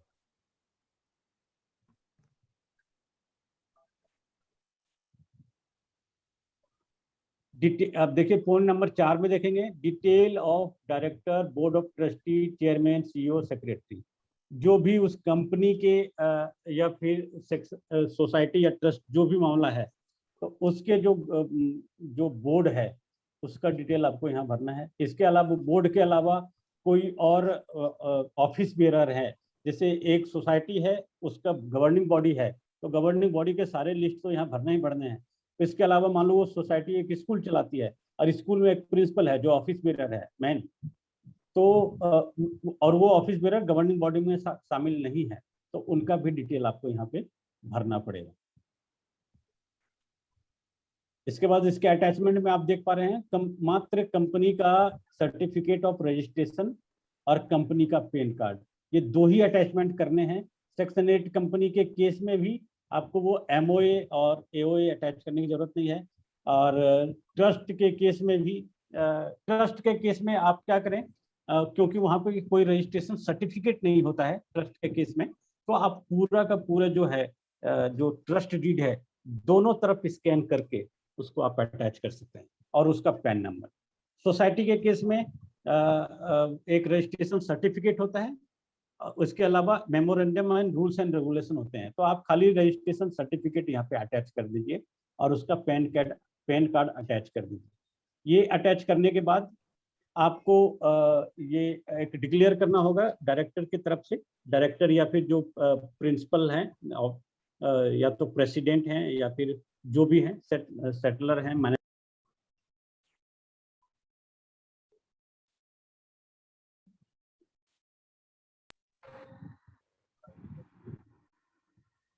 एक वो तैयार करना पड़ेगा रिजोल्यूशन कि इस फॉर्म को हम भरने जा रहे हैं, तो उस रिजोल्यूशन का नंबर और उसका डेट आपको यहाँ पे मेंशन करना है। इसके बाद अगर आप कंपनी में डायरेक्टर हैं सेक्शन 8 कंपनी में, तो यहाँ पे अपना डेजिग्नेशन लिखें और डिन नंबर लिखें। फिर यहाँ पे डीएससी लगने का ये बॉक्स है। इसके बाद डीएससी लग जाता है यहाँ पे। अगर आप सेक्शन 8 कंपनी में डायरेक्टर नहीं हैं और ट्रस्ट या सोसाइटी का केस है, तो जो इस फॉर्म को भर रहे हैं ट्रस्ट या सोसाइटी की तरफ से उनके प्रेसिडेंट, उनका पैन नंबर यहाँ पे लिखा जाएगा और उनका डेजिग्नेशन यहाँ पे लिखा जाएगा। उसके बाद एक प्रोफेशनल के द्वारा इसको सर्टिफाई किया जाएगा, जो charter accountant in practice, company secretary in practice या कॉस्ट अकाउंटेंट इन प्रैक्टिस, इन तीनों में से कोई हो, वो यहाँ पे जाकर के अपना डीएससी लगाएंगे वेरीफाई करके। उसके बाद डीएससी लगाने के बाद ये ओटीपी का ऑप्शन आएगा, जो आपने ईमेल आईडी यहाँ पे प्रोवाइड किया हुआ है, वो ईमेल आईडी पे आपको एक ओटीपी आएगा और email ID of the entity, यहीं पे ईमेल आईडी प्रोवाइड करना होगा। यहीं पे आपको ईमेल आईडी ही है, उसके बाद उसका ओटीपी आएगा। ईमेल आईडी प्रोवाइड करने के बाद सेंड ओटीपी करेंगे तो फिर ईमेल पे ओटीपी जाएगा, वो ओटीपी यहाँ पे डाल देंगे इस वाले पॉइंट में। उसके बाद वेरीफाई कर देंगे, ये वेरीफाई हो जाएगा। उसके बाद आप इस फॉर्म को सबमिट कर सकते हैं। इसका कोई आरओसी का फीस नहीं है, 0 है। और जैसे ही सबमिट करेंगे एक चालान जनरेट हो जाएगा और उसी चालान में सीएसआर रजिस्ट्रेशन नंबर आपका हाथ के हाथ आ जाएगा और उसी सीएसआर रजिस्ट्रेशन को आपको हर जगह मेंशन करना है। This all from my side for today's session. Thank you so much. Thank you Mukesh ji. एक ही सवाल आया है, बहुत बहुत धन्यवाद, कि यदि कोई प्राइवेट लिमिटेड कंपनी में 2 या 2 से ज्यादा डायरेक्टर हैं, क्या फिर भी इंडिपेंडेंट डायरेक्टर सीएसआर कमेटी के लिए अपॉइंट करना जरूरी है या नहीं? इन्होंने जो बोला है कि जो प्राइवेट लिमिटेड कंपनी है उनको सिर्फ अगर उनमें सिर्फ 2 ही डायरेक्टर है तो फिर 2 डायरेक्टर से वो काम कर सकते हैं। उनको इन्होंने ये नहीं बोला स्पेशली कि उनको इंडिपेंडेंट डायरेक्टर वहां पे अपॉइंट करना पड़ेगा। प्राइवेट लिमिटेड के केस में अगर 2 से ज्यादा डायरेक्टर हैं तब भी उनको इंडिपेंडेंट डायरेक्टर अपॉइंट करने की जरूरत नहीं है प्राइवेट लिमिटेड के केस में। ठीक है है ना। सर मुकेश जी, आपका बहुत तीन बहुत डायरेक्टर होने धन्यवाद जरूरी है। जी। तीन डायरेक्टर प्राइवेट लिमिटेड के अलावा जो कंपनी है पब्लिक लिमिटेड, उसमें 3 डायरेक्टर का जरूरी है, और उसमें सिर्फ उन्होंने बोला कि एक इंडिपेंडेंट डायरेक्टर होना चाहिए। राजेश जी, एक सवाल मैं पूछूंगा। जी सर। मुकेश जी, ये जो इम्प्लीमेंटिंग एजेंसी की कंडीशन है 3 साल का ट्रैक रिकॉर्ड, तो जो एक नई एजेंसी बनेगी वो कैसे इसको इस कंडीशन को सेटिस्फाई करेगी? 3 साल का आप कह रहे हैं ट्रैक रिकॉर्ड। आज हम सपोज एक नया सेक्शन 8 कंपनी बनाते हैं, तो कब जाके और कब वो कैसे, how do we reach this situation of 3 years? देखिए, 2 तरीके से ये जो इम्प्लीमेंटिंग एजेंसी में जो 3 एंटिटी आते हैं, ट्रस्ट, सोसाइटी या सेक्शन 8 कंपनी, तो 2 सिचुएशन को यहाँ पे हमें इमेजिन करना है। एक तो इन्होंने बोला कि कंपनी या तो खुद ही CSR एक्टिविटी को परफॉर्म कर सकती है, या उन्होंने बोला कि कंपनी क्या कर सकती है कि एक ट्रस्ट बना ले अपने एंड पे, उसमें सेटलर कंपनी बन जाए, एक सोसाइटी बना ले या तो, और उसमें गवर्निंग बॉडी में कंपनी अपने जो मेन डायरेक्टर है उनको रख सकती है, मतलब कंपनी की तरफ से अगर वो बन रहा है, या सेक्शन 8 कंपनी बन जाए, कंपनी की तरफ से बन रहा है, उस केस में इन्होंने बोला है कि आपको 3 साल का ट्रैक रिकॉर्ड की जरूरत नहीं है, कंपनी खुद बना रही है तो। जैसे आज CSR एक्टिविटी करना है कंपनी को, कंपनी अपने लेवल पे कर सकती है, अपना एक टीम बना सकती है और CSR परफॉर्म कर दी। दूसरा ऑप्शन है कि वो एक ट्रस्ट, सोसाइटी या सेक्शन 8 कंपनी बना ले, कंपनी खुद। तो जब कंपनी खुद सेक्शन 8 कंपनी बना रही है तो वहां पे ट्रैक रिकॉर्ड की जरूरत नहीं है 3 साल का, वो तुरंत बना करके काम कर सकती है, क्योंकि उसमें जो बंदे लगेंगे वो कंपनी के ही वो उसमें इनकॉर्पोरेट हो जाएंगे बंदे, और वो कर लेंगे। अब कोई बाहर का जो एजेंसी है, ट्रस्ट, सोसाइटी या कंपनी जो बाहर का है, जिसका कंपनी से कोई लेना देना नहीं है, उनके बारे में इन्होंने सिर्फ बोला है कि 3 साल का ट्रैक रिकॉर्ड उनका होना जरूरी है। तो 3 साल का ट्रैक रिकॉर्ड मतलब वो 3 साल, कम से कम 3 साल पुराना कंपनी हो। लॉ में इन्होंने ये भी लिख दिया है कि सिमिलर एक्टिविटी में काम किया हुआ होना चाहिए। जैसे कि CSR कमेटी ने अप्रूव किया कि हम एजुकेशन के लिए CSR एक्टिविटी को अप्रूव कर रहे हैं, एजुकेशन पर्पस के लिए, है ना। तो ये देखा जाना होना चाहिए कि जिस इम्प्लीमेंटिंग एजेंसी के साथ वो कोलैबोरेशन कर रहे हैं, वो एजुकेशन पे 3 साल तक का कोई उनका काम करने का रिकॉर्ड है कि नहीं, ट्रैक रिकॉर्ड है कि नहीं। लॉ में तो ये लिखा हुआ है। इसके अलावा भी कई बार क्या होता है, अगर आप 3 साल पुराने हैं, आपके पास 12 ATG है, तो ये लाइजनिंग बेसिस पे ये काम हो जा रहे हैं, जो प्रैक्टिकल जो सिचुएशन में देख पा रहा हूं। देखिए, मेरा सवाल एक बड़ा सिंपल ये है। सपोज मैं और राजेश जी आज हम लोग ये डिसाइड करते हैं कि भाई हम एक CSR इम्प्लीमेंटिंग एजेंसी बना देते हैं, तो हम किस दिन कब जाके हम एलिजिबल होंगे? पहले 3 साल में हम CSR फंड तो नहीं ले पाएंगे, नहीं ले पाएंगे। तो इसका मतलब हमें जो है, let it come as a donation from some other from other entities, or as a donation from anyone, and carry out that activity. 3 साल तक हम वो एक्टिविटी करें, तभी उसके बाद हम 4थे साल में जाके एलिजिबल होंगे। तो इसका मतलब पहले 3 साल, इसका मतलब पहले 3 साल हम CSR फंड्स नहीं यूज कर सकते, और मगर नॉर्मल चैरिटेबल एक्टिविटी कर सकते हैं, नॉर्मल चैरिटेबल एक्टिविटी कर रहे हैं, उसके बाद ही हम एलिजिबल हो सकते हैं to carry out any, to receive any CSR fund. Yes sir. एकदम यही है। मैं पूछना चाह रहा था कि सपोज जैसा आपने कहा कि मैनेजमेंट की अपना कोई ट्रस्ट हो, अब ट्रस्ट तो बना लिया मैनेजमेंट ने या कंपनी के ओनर ने, कई बार छोटी कंपनियां भी होती हैं, और उसमें जो ट्रस्टीज हैं या जो मैनेजमेंट है उनके फैमिली मेंबर्स हैं, मतलब MD के फैमिली मेंबर हैं, या जो फैमिली के शेयर होल्डर्स भी वही होते हैं कंपनी में, same shareholders are also in the management of that trust, तो will that trust be eligible?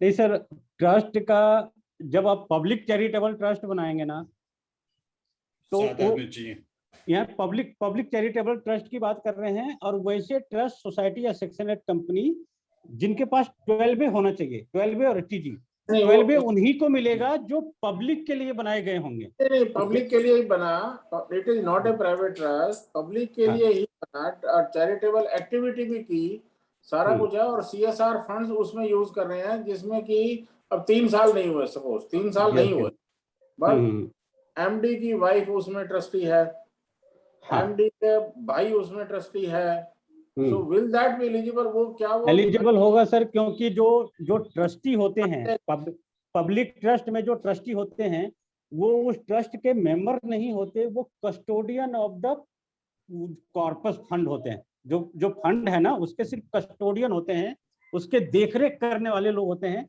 वहां पे उनका कोई पर्सनल इंटरेस्ट हो ही नहीं सकता अगर 12A आपको मिला हुआ है। लेकिन 3 साल की जो कंडीशन है, क्या उस पर लगेगी या नहीं? नहीं, अगर कंपनी खुद ही बना रही है, खुद अपने मैनेजमेंट उसमें इन्वॉल्व करके बना रही है, तब नहीं लगेगा। नहीं, अब कंपनी के सारे MD के या जो शेयर होल्डर हैं वही उसके ट्रस्टी हैं, वही उसकी मैनेजमेंट में है, तो क्या वो कंपनी का ट्रस्ट माना जाएगा या नहीं? देखिए, एक ट्रस्ट बनाने के लिए एक कंपनी ट्रस्ट बना सकता है, और उस ट्रस्ट का सेटलर कंपनी खुद हो सकता है। साइन करना उनके बिहाफ पे डायरेक्टर करेंगे साइन, लेकिन कंपनी का सेटलर, वो ट्रस्ट का सेटलर कंपनी खुद अगर होता है, तब 3 साल के रिकॉर्ड की जरूरत नहीं है। अगर कंपनी का सेटलर मान लो उनके डायरेक्टर का वाइफ है, तो फिर ये नहीं माना जाएगा कि कंपनी खुद कंपनी ने उस ट्रस्ट को बनाया है, फिर 3 साल का ट्रैक रिकॉर्ड की जरूरत पड़ेगी। ठीक है जी। Yes sir. जैसे इसमें क्या बोलते हैं, सेक्शन 8 कंपनी में भी कंपनी खुद उसका शेयर होल्डर हो सकता है, सेक्शन 8 कंपनी में। तो वैसे केस में ये माना जाएगा कि वो खुद उसी का अपना एंटिटी। Yes sir. बहुत बहुत धन्यवाद मुकेश जी, आपने बहुत ही सरल और हिंदी मातृभाषा में, जो कि हम सबकी मातृभाषा है, उसमें बहुत अच्छा CSR पढ़ाया। CSR कहाँ से आपने यात्रा शुरू करी स्टार्टिंग से और लास्ट तक, फॉर्म भरने तक, और उसके यूज, ट्रस्ट बनाओ, सेक्शन 8 कंपनी की ट्रस्ट का, और सबका विवरण आपने बहुत अच्छी तरह से दिया। और इसका रिजल्ट है कि भाई साहब कोई क्वेरी भी नहीं है, ओनली 2 क्वेरी थी, और आपने वो बड़े प्यार से हंसते हंसते सॉल्व कर दी। और हमारे दुआ साहब भी मुस्कुरा रहे हैं, इसका मतलब ये है कि आपने उनको भी खुश किया है, उनकी उम्मीदों पे भी खरे उतरे हो आप। और श्रीवास्तव जी तो है ही है हमारे, जो कि बेंगलोर से हमको आशीर्वाद देते रहते हैं, उन सब का भी धन्यवाद। और मुकेश जी, बहुत बहुत धन्यवाद कि आपने CSR की सारी जो भी विसंगतियां थी, उनका सबका